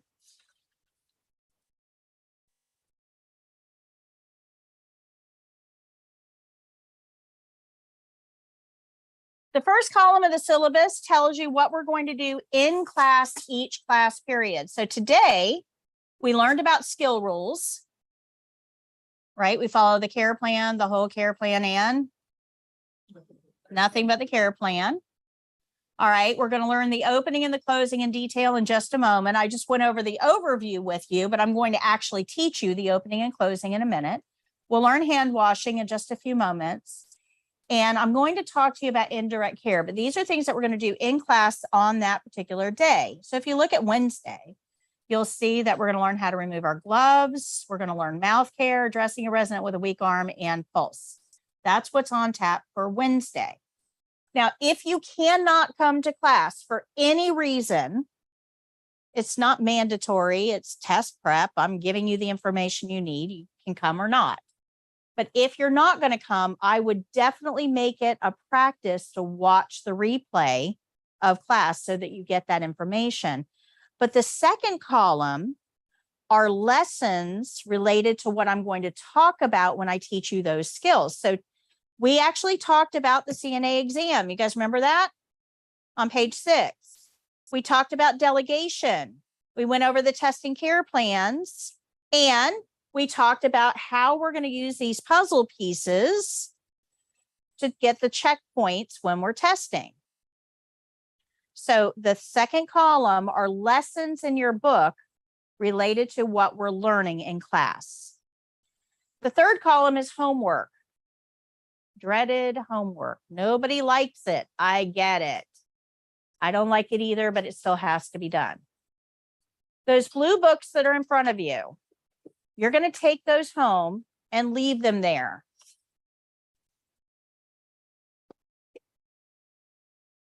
Are you William? Is that correct? Mark. I'm sorry, Mark. You've got a green book. The chapter 1 is exactly the same. I'm going to replace it with a blue book on Wednesday. So bring that green book back to me on Wednesday. Everybody else leave your blue books at home. I'll switch yours out. Unfortunately, I had a late enrollment, so I didn't have enough books. So I had to substitute one of the older editions, but chapter 1 is exactly the same. So you're going to go home and read chapter 1 in your book, that blue book. Guys, it's a textbook. It's dry, it's boring, it's, it's not all that. But it has information in there you need. So you have to do the reading. But my suggestion is don't sit down and try to read the whole thing at one time. Your brain is going to wander. It's a textbook. It's boring. So read for 5 or 10 minutes and go wash your dishes. Read for 5 or 10 minutes more, go take the dog out for a walk. Read for 5 to 10 minutes more and go play with your kids or whatever. Read in small segments and then go do something that doesn't require any brain power, because that lets your brain kind of sort through what you just read, catalog it, and put it into long-term storage. If you just sit down and try to read the entire chapter, you'll get the first 3 or 4 pages and then your brain is shut off because it's busy digesting what you just gave it. It's not taking in anything more that you're reading. So read in small segments. Good. Okay. So on Mondays, you'll always have 1 chapter to read. On Wednesdays, you'll have 2. But reading isn't enough. You kind of need to take a quiz, make sure that you got what you needed to get. So if you look in that third column, you'll see that you're going to have a test in the white book on page 132. So you go home and do the reading in the blue book and take the test in the white book on page 132. Those are questions related to what you just read. Mm-hmm. Take it at home. Yep. And then once you've taken that quiz, in the very back of your white book, the very last page is the answer key. So grade it. When you come back in, I'm going to go down my syllabus here and I'm going to say, Donovan, how did you do on chapter 1? And you're going to tell me, I missed 1, or you can see the grading scale at the bottom of the page. It'll tell you if you missed 1, you had a 95. So either tell me how many you missed or what your grade was, and I'll write it down. Take the tests as often as you need to get to 100. I don't care about grades. When I'm the body in the bed, I'm not going to look up at you and say, what'd you get on chapter 4? Your patients don't care what you got on chapter 4. They care that you learned enough from chapter 4 that you understand the symptoms I have are abnormal and they need to be reported to the nurse now before I get into trouble. Right? So grades don't matter. Comprehension matters. So take the test as much as you need to get to that 100. Now, when you come in on Wednesday and I'm getting your scores, if you're telling me that you got a 70 or an 80, I'm going to ask you, do you have any questions about the things you missed? Because I'm concerned that you have a learning gap. Okay, good. Questions? I'm not that kind of a teacher. I don't care about grades. I'm probably the only teacher on the planet that doesn't care about grades. I'm way more interested in comprehension. Grades don't matter. Okay. So first column tells you what we're going to do in class. Second column are lessons related to that. Third column is homework. Fourth column are additional learning opportunities. So we actually did the activity on page 12. We talked a little bit about corrections, but you probably want to read the lesson on page 24. We've talked about skills grading as well in class today. Those were all the checkpoints we just went over. Do you guys understand how to use the syllabus? If you look next Monday, you need to bring your blood pressure cuff and stethoscope to class with you, along with something that's about the size of a human arm that we can wrap our cuff around and inflate, deflate, inflate. Like that would be perfect. That, is it real squishy? Okay, that would be fine. A Lysol can or a scrubbing bubbles can, you know, from bathroom cleaner, something like that works really well. The ice, that's too narrow. The cuff doesn't fit around it. Those little water bottles, they squish too well. So they'll actually, that's no good. So you want something a little more rigid, about the size of a human arm, because we're going to practice inflating and deflating our cuff. That way our neighbor's arms don't fall off. Okay, good. So that kind of tells you in each column what to expect in class. Now, if you can't come to class and you watch me on YouTube, I'm going to give you a little hint. At the bottom of the YouTube video, there's something that looks like a little gear. If you click on that, you can change my speed.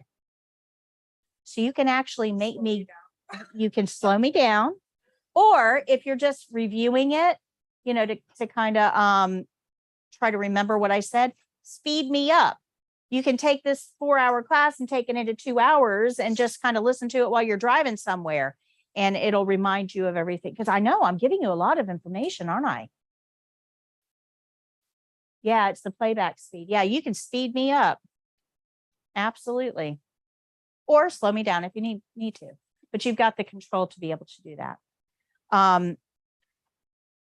So any questions on the syllabus? Any questions on the syllabus? All right, so you've got the white book, that's yours forever and always. You've got the blue book that you're bringing back to me in class at the end of the program. You can leave your blue book at home. It's just for homework reading. There will be discrepancies between the blue book and what I tell you. When you find a discrepancy, you're going to believe me, not the blue book. My book and what I say is specific to our testing standards. Okay. Now, at the top of the white book, you see a little computer. It has my website, foryourcna.com. I've got a ton of resources on foryourcna.com. So the flyer that you have with the light blue, so pick up the flyer. Yep, let's see that real quick. This one. You'll see that there's 8 activities at the bottom of the flyer. We already talked about the eBook. Number 1, you want to do that. You have the CNA Skills Study Guide in front of you. That's your white book. You're in the classroom program, but you need to remember it is live streamed. But you want to read each one of those, and there's things there that will help you as you go through this journey. And one of those is the online course. All of you get access into the online course just by virtue of being in my classroom program. So you are going to get an invitation either tonight or, well, probably tomorrow. You're going to get an email invitation, possibly tonight, because I got to get your emails into the system. When you get that invitation, click on the link. It's going to take you to my online course site. So that site's a little bit different. Where my main site is foryourcna.com. This is courses.foryourcna.com. So you're going to click on the link. It's going to take you to the site, create an account. When you do that, use that same email that the invitation link was sent to, because you have to put your email address in, make sure those email addresses match. When you do that, you're going to have access to that online course. Now, everything I say in here is in that course, but there's interactive activities. So for instance, we're going to learn the opening. One of the activities you have in the online course is, if you remember, and I'm going to go over this again, but if you remember, I said that the order matters of the opening. So it gives you pictures of each one of those steps, and you have to drag and drop and put those steps in the right order. When we learn the skills, it'll give you a supply shelf with pictures of all the supplies. You have to click on the supplies that you need. So it allows you to be interactively engaged with the program at every step of the way, as well as additional slide presentations and videos and things like that that I'm not giving you in here because I'm talking. So you've got lots and lots. Now you have access to that online program for a year, 12 months. Go ahead and enroll, but that's going to be very useful to you the time from when you graduate until you're testing. That period of time is going to be a really good review for you. Good? Questions? So you got a ton of resources, guys. You've got a ton of resources, and I know it can be very overwhelming, but all of that is on the paper that lists the resources that I put in front of you. But I know it can get overwhelming. I'm giving you a ton of stuff. But you can always go back and watch today's lesson to become more familiar with it, to review. Let's talk about the opening. The opening is always going to start with a knock.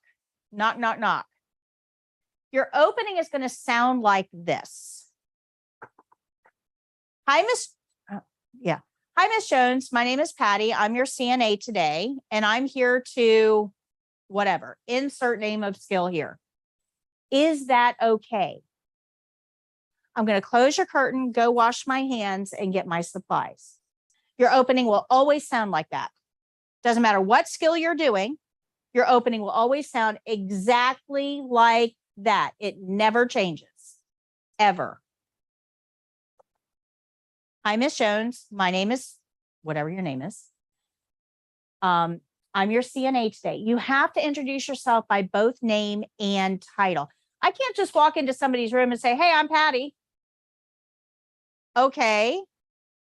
Patty who? Patty, the person that brings the cookies? I like that, Patty. Or Patty, the person that brings the needles? Not so much, right? So you have to introduce yourself by both name and title. I'm Patty, your CNA today.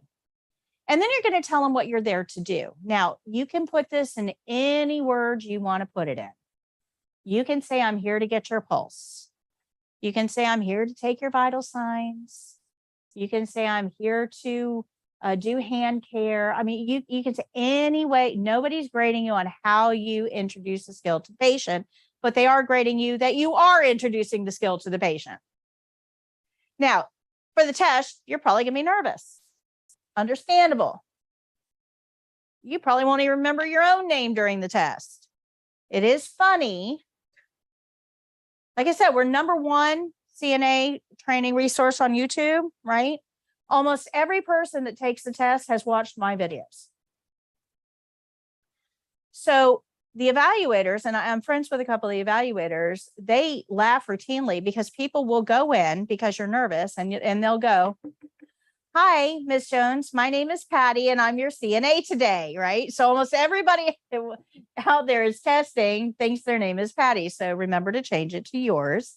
but during testing, you're probably a little nervous. So it's very common for that mistake to be made. They're not counting against you, but they know that you're nervous and they know you're probably forgetting your own name. So trying to figure out how to introduce a skill to a patient can be a little overwhelming for you at that moment. You can read it right off of the care plan. Remember, you're given this during testing. So if you can't remember how to introduce something, how to tell the patient what you're doing, just go over, I am here to feed the resident who is in a chair. Is that okay? And it's perfectly okay to do.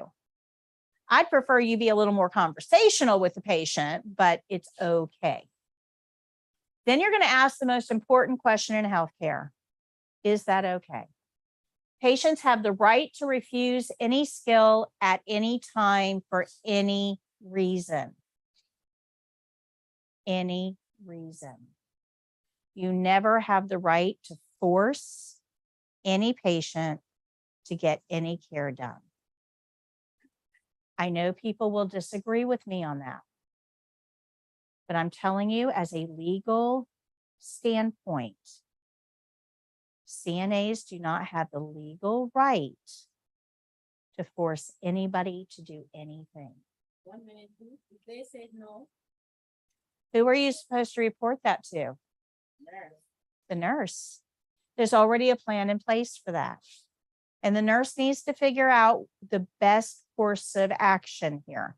Now, I know some of you are thinking, but wait, there's dementia patients and they say no to everything. And yes, they do. There's a reason for that. We're actually going to talk about that a little bit later in the program. We're going to talk about why dementia patients say no. And I'm going to give you some strategies to kind of work around that a little bit. But we do need to understand that no means no. It doesn't matter whether you're telling me no in this classroom or you're telling me no at a movie theater or a patient is telling me no in a clinical setting. No means no. You do not have the right to enforce your ideals on another person, especially an adult.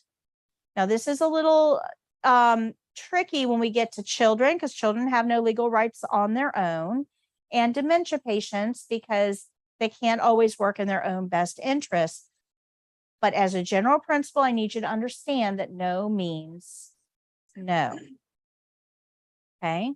We'll talk about how to work with dementia patients a little bit later in the program. Once we've gotten permission from the patient, and only after we've gotten permission from the patient will we close the privacy curtain. If I walk in the room and the first thing I do is pull that curtain, asking the patient for permission is kind of a moot point because I basically told them by closing the curtain, I'm doing this regardless of whether you want it done or not. It sends a signal that we don't really care what their wishes are. So that's why the order of this matters. Hi, Miss Jones. My name is Patti. I'm your CNA today. I'm here to whatever. Is that okay? Close the curtain. Wash your hands. Good. Questions? Questions on that? The order of that is critical. Critical. Now, the best place to practice this, guys, is at home in your bathroom. Send everybody else out for ice cream because you're going to be talking to yourself and it's a little weird. But you've got a door to knock on. You've got a patient to talk to, the one in the mirror. You can go through your whole opening. You've got a curtain to close. That's your shower curtain. And you've got a sink right there to wash your hands. Everything you need to practice the opening is in your house at home. But you need to practice the opening. And you guys, I've been doing this long enough that I know what you're going to do. You're going to think you're sitting over there at the tables. You're thinking to yourself, oh yeah, I got the opening. It's no big deal. I just did it in my head. I'm good. And then when you start practicing, you're going to skip right over that opening because you got it. And then when you get to the test, you're going to totally forget to do the opening because you never practiced it for real. So I know this is kind of baby steps, but practice the opening because starting on Wednesday, we're going to get into actual skills. And if you don't have the opening down, it's going to impede your ability to get into the skills because you're going to be focusing so much time on remembering the opening. Okay, good. Part of the problem, guys, is I've been doing this way too long. Way too long. I make this stuff look easy. I can't make it look hard. I can't. So you're sitting over there thinking, oh my gosh, that's easy. I got that. No, you don't. You got to practice. Even the easy ones, especially the easy ones. Make sure that you're practicing. Okay. We'll talk a little bit more about practice as we go. So any questions on the opening? You can find all the instructions for the opening on page 20 and 21.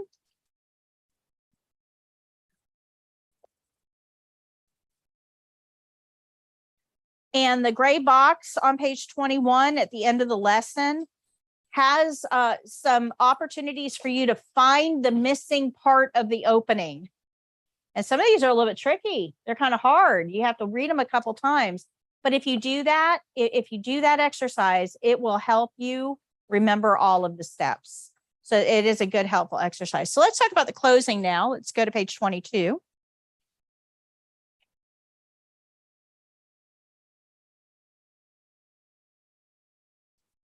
Principle in healthcare is to always leave your patient looking better than you found them. It's just a good overall principle. Always leave your patient looking better than you found them.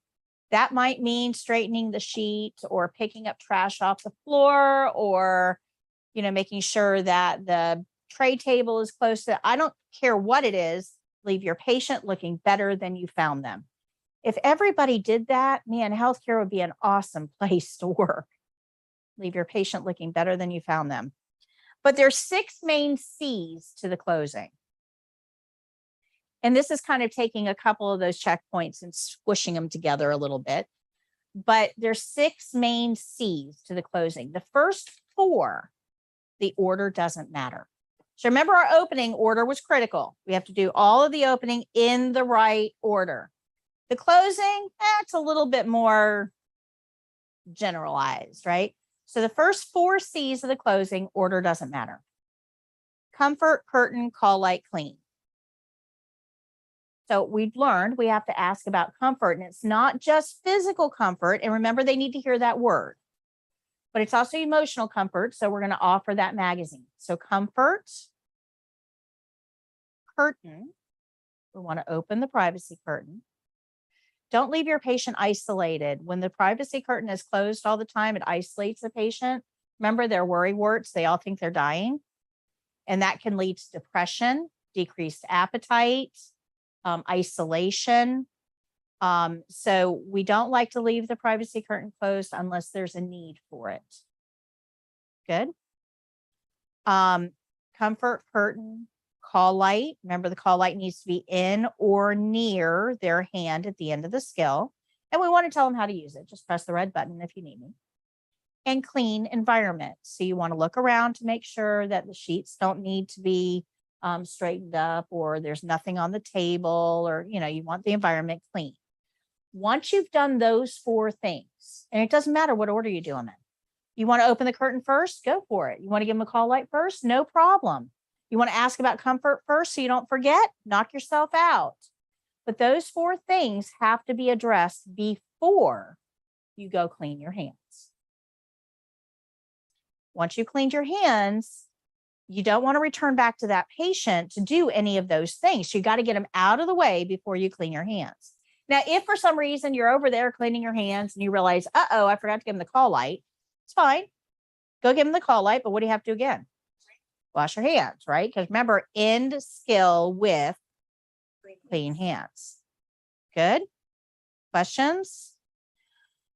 Now, so comfort, curtain, call light, clean environment, and then clean hands. Now, if necessary, we're going to chart. There's only 4 skills that require charting or documentation. But if we're going to chart, what do we have to do after charting? Wash our hands again, because we have to end skill with clean hands. So you guys understand the closing? Your closing would sound like this. Always thank your patients, by the way. Without our patients, we don't have a job.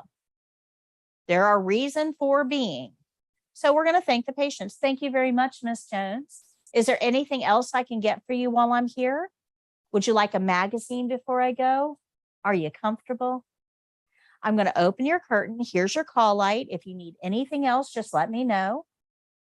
Your environment's clean. I'm going to go wash my hands, document if necessary, wash my hands again, make any corrections. So I want to stop and think about my skill, because remember, we can make corrections anytime during the skill. If I realize I've missed something, I would verbally say, I would have done this. The evaluators may say, we need to see it. Okay, I'll show you. But we can make corrections. And then when we're 100% sure that we got it all right, we don't need to do anything else, then we can tell the evaluator, my skill is done. Good.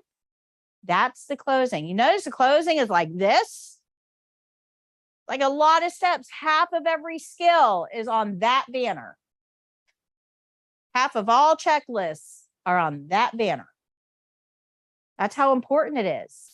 So this is the problem though, because when you get the opening done and you get the skill done, now you're on like sonic speed. You just want the skill over with because you're like, just want it done, right? So you tend to like roll through the closing really quickly. Be careful. That contains about half of our checkpoints. I would slow down, think about it, make sure that you're doing everything on that that banner before you end your skill. Good. Questions? Questions? All right, let me talk to you real quick about why I asked them. This isn't a testing checkpoint, but you really should do it. Okay, so it's not a testing checkpoint, but I always ask the patients, can I get you anything else while I'm here? This saves my sanity. Because let's think about this patient for a second. They have nothing to do and all day to do it. They're laying in that bed, super hyper focused on them, right? Because they have nothing else to focus on. So when I'm in there working with the patient and I don't ask them, do you need anything else? They're not going to speak up because they see that I'm running my little tail feathers off, right? They don't want to intrude. They don't want to make things difficult for me. So they don't say anything to me, but she's really cold because it's a cold environment. Now, I don't ask. She doesn't say. So I'm leaving the room. My skill is done. I go to another room, get elbow deep in something, and she's in this bed with nothing to distract her. And she's cold. And she's very cold. And she's focusing on the fact that she's cold. And now she's aware that she's cold. And all she does is get colder. And at some point, she's going to hit that call light and say, oh my, I'm so sorry to bother you. I really am, but I'm freezing. Can I please get a blanket? And it sounds perfectly reasonable, but I'm elbow deep in something else. That means I got to stop what I'm doing, wash my hands, go find out what she needs, get her a blanket, spread it out on her, go wash my hands, go back to my other patient, wash my hands, get elbow deep in something, and she's got nothing to do. Man, I'm so thirsty. You know, this air conditioning, it just dries me out. I'm so thirsty. Oh, I know she's so busy. I don't want to bother her, but man, I'm so thirsty. And now I'm coughing and I'm so thirsty. And I'm just going to ask her for a little glass of water. Surely she won't mind. And she hits the call light. So you wash your hands, you go to her room and you, how can I help you, Miss Mary? Oh, I'm so thirsty. I'm so sorry to bother you, but I'm just parched. I really need, okay, let me get you some water. You pour her a cup of water, you give it to her. You go wash your hands, go back to your patient, get involved. Now I got to pee. Right. And this goes on all day. And if you got 11 patients and they're all on the call light, this is like a you know, just a situation that has absolutely no control. It's chaos. So if I just take a minute while I'm here and I ask her, is there anything else I can get for you while I'm here?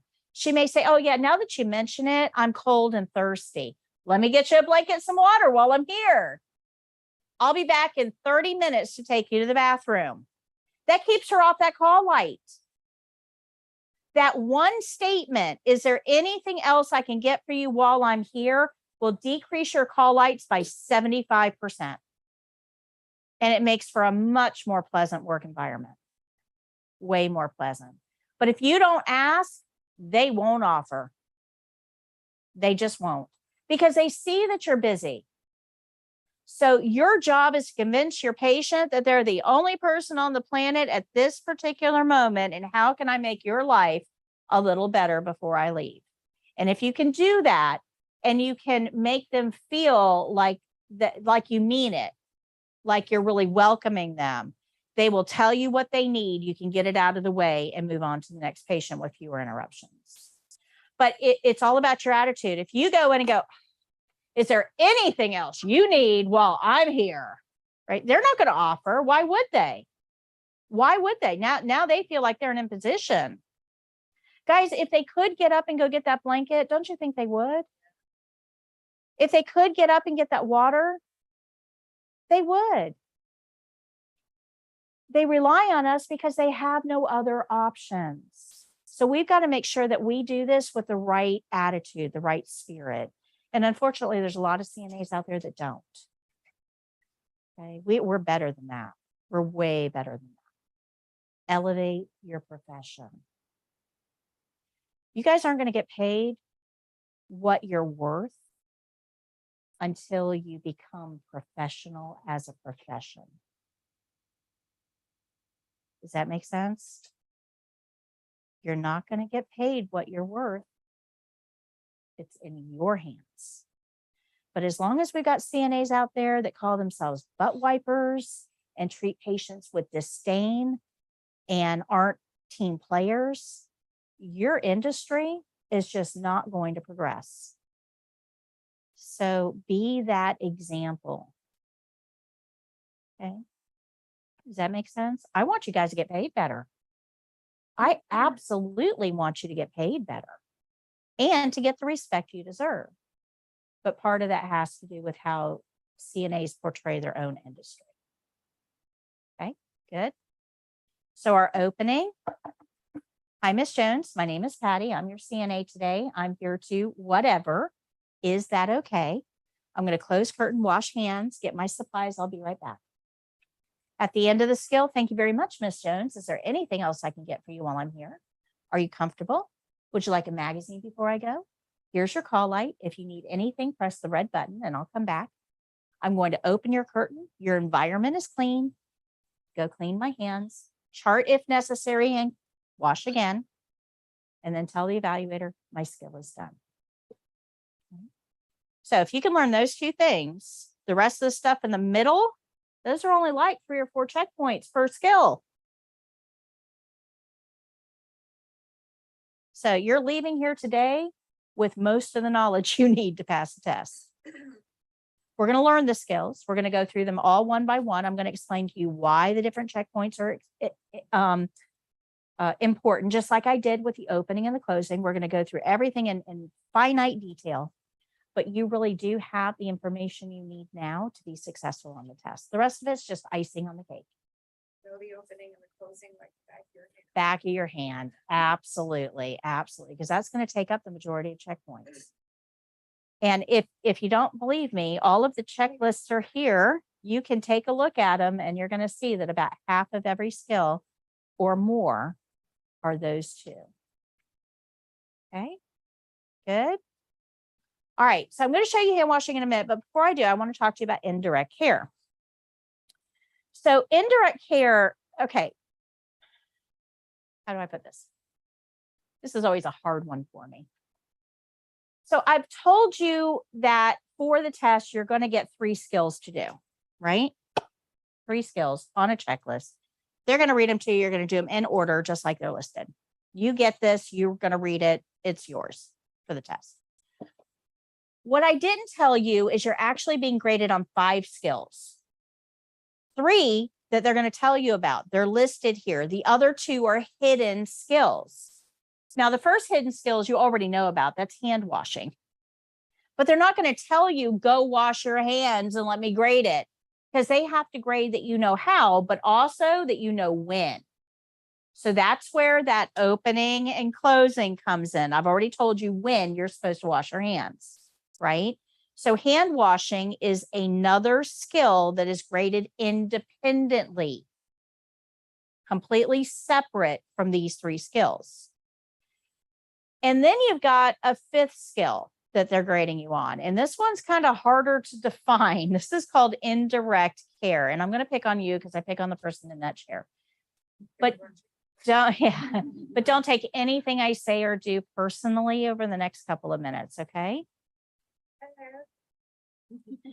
I'm going to show you two CNAs. I'm not going to hurt you or anything.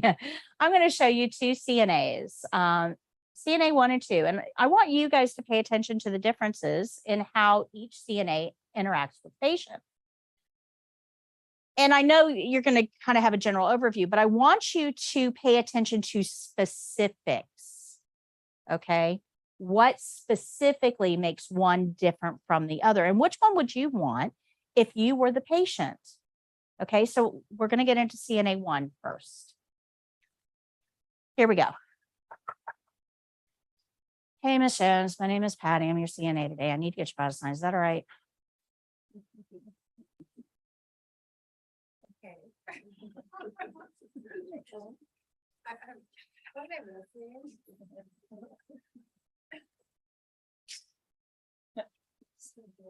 Hands are clean. Come on. Touch it. Start. Stop. Is there anything else you need while I'm here? Call lights over there.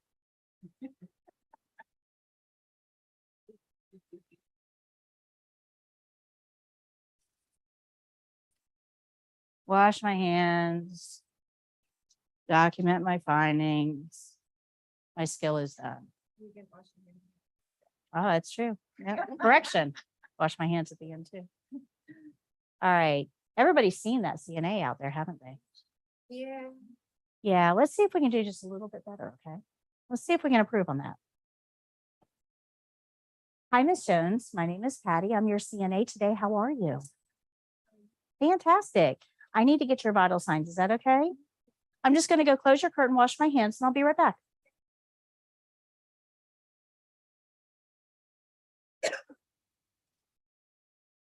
Wash my hands. I have clean hands. All right, Miss Jones, if you can lay your arm on the table. Thank you very much. This is going to take me about a minute, but I'll let you know when I'm done, okay? All right, start and stop. Thank you very much. Is there anything else I can get for you while I'm here?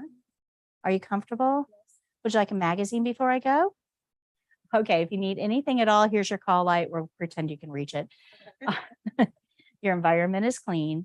I'm going to go open the curtain and wash my hands. Wash my hands, document, wash again, and tell the evaluator my skill is done. So which CNA would you want? That's universal. Nobody wants CNA 1. Everybody would rather have CNA 2, but what made CNA 2 different? Now, I know that the attitude was different. I get that. But specifically, what was different? Anybody know? Okay, what's that? Okay. Anybody? Huh? Okay. Okay, so CNA number 1 made the whole skill about them. CNA number 2 made the skill about the patient. But let's look at some specifics here. Anybody notice my rate of speech? How fast I talked?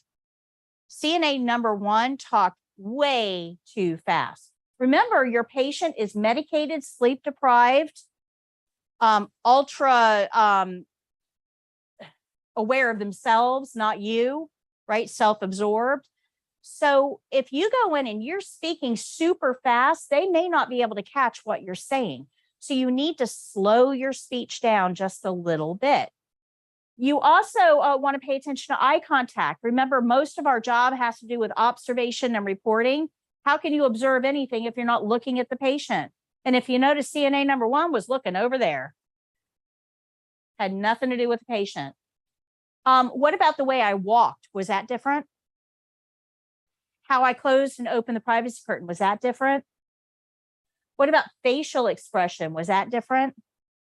Tone of voice, explanations to the patient. CNA 1 expected her to know what to do with her hand. She's not a CNA. How in the world should she know what I am about to do to her?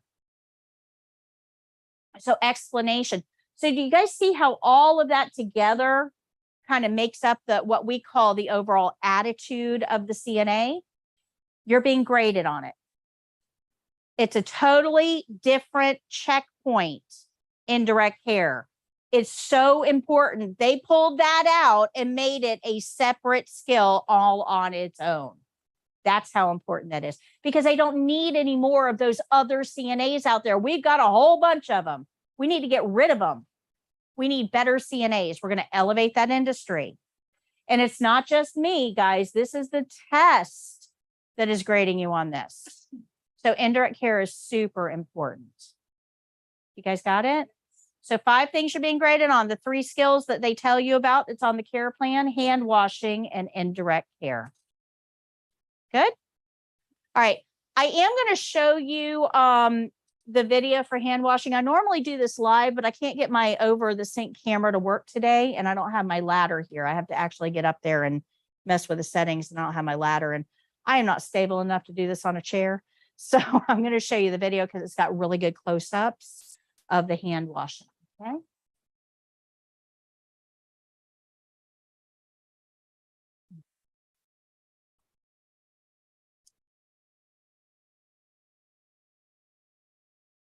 All of these videos are available on my website, on the main website, the one that's on the corner of your book, foryourcna.com. If you look under the training tab, you'll see skills videos, which hand washing is a skill, and you'll see animated lessons. And a lot of these are animated lessons, like the care plan one that we saw earlier. I've got one on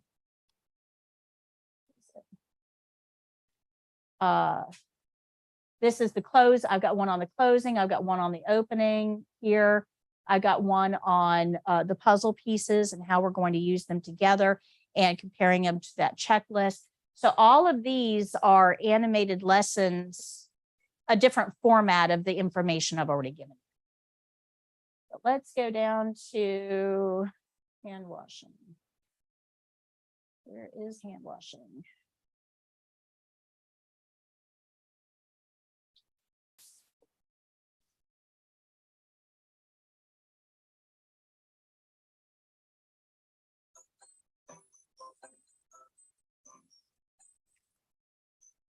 You can actually watch this video at home.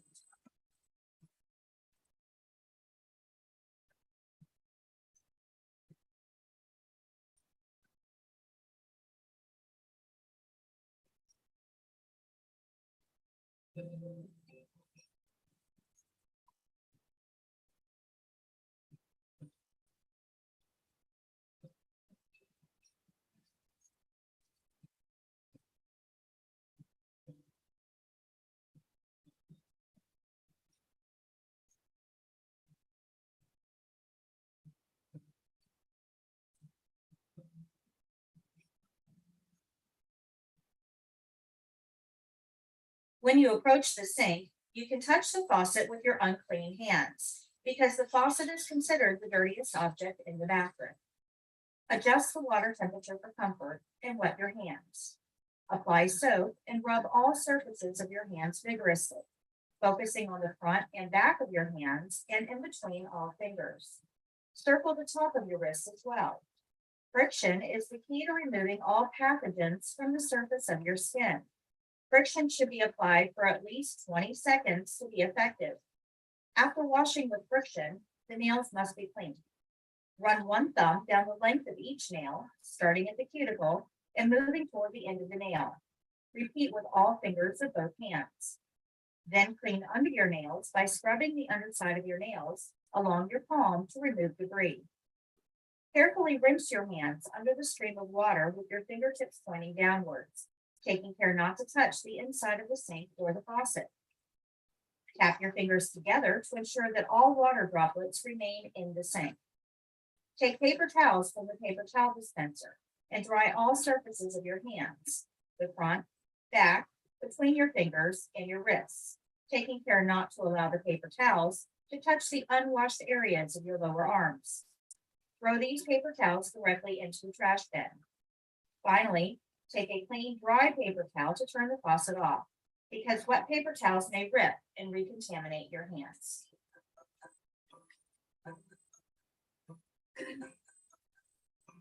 And let's talk about that really quickly.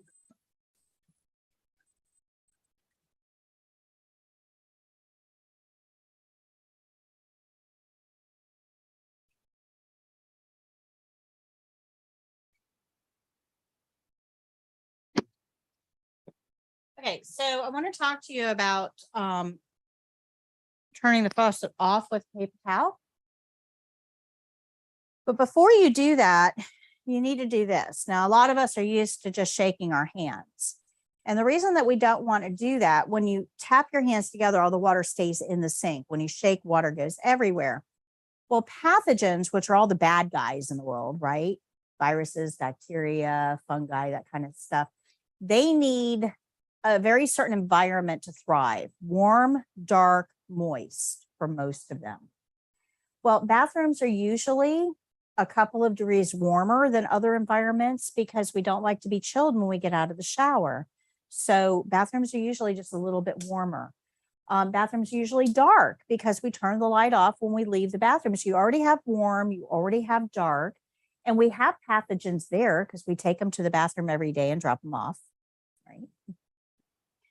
So when you end up doing this and you create little pockets of moisture all in that environment, it allows that bacteria to breed. And bacteria don't need little boy bacteria and little girl bacteria to have baby bacteria. It doesn't work that way. They simply have the right conditions. They zip themselves in half, and now we have two. So when you have the right conditions and moisture, pathogens can flourish. Now you walk through that environment. So now those pathogens are on the bottom of your shoes, which you're going to take throughout the facility, and even worse, home with you at the end of the day.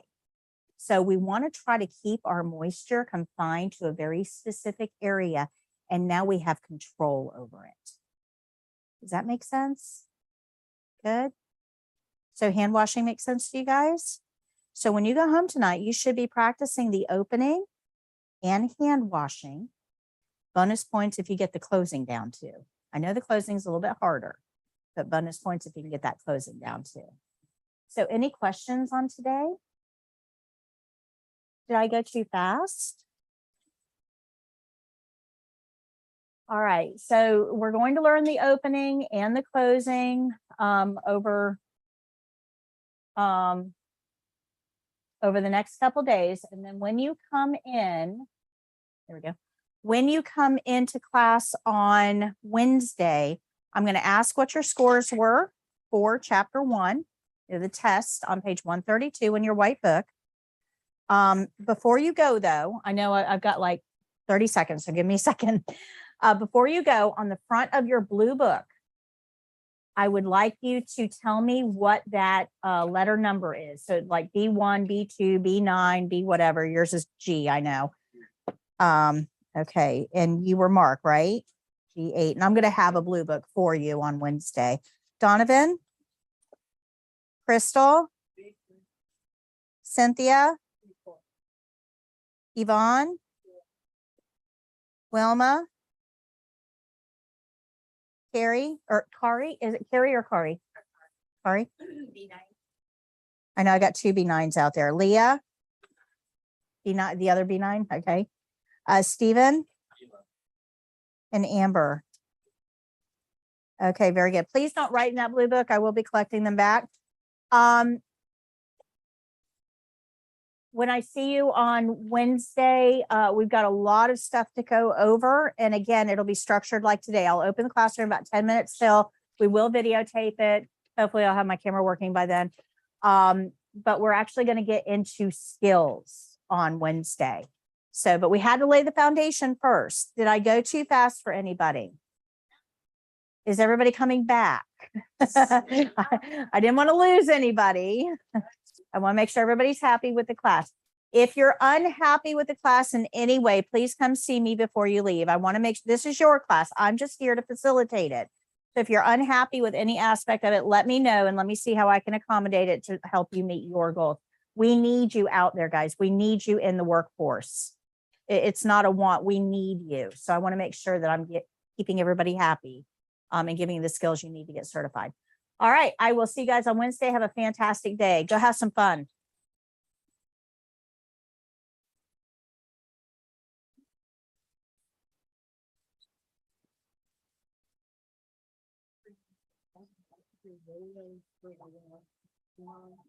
Oh, have you?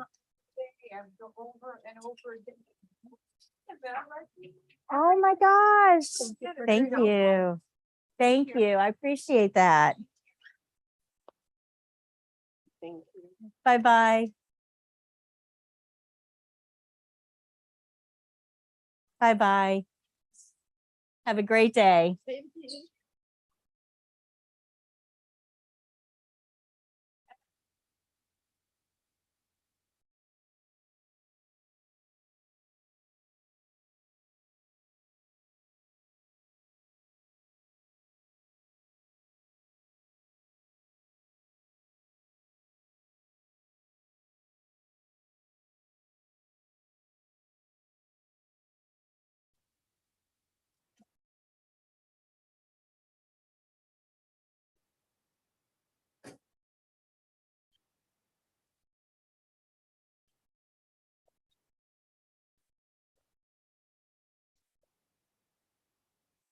All right, YouTube people, let me pull up the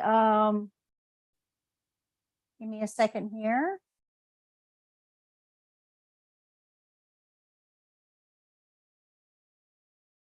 Let me just pull up my computer and I'll answer your questions.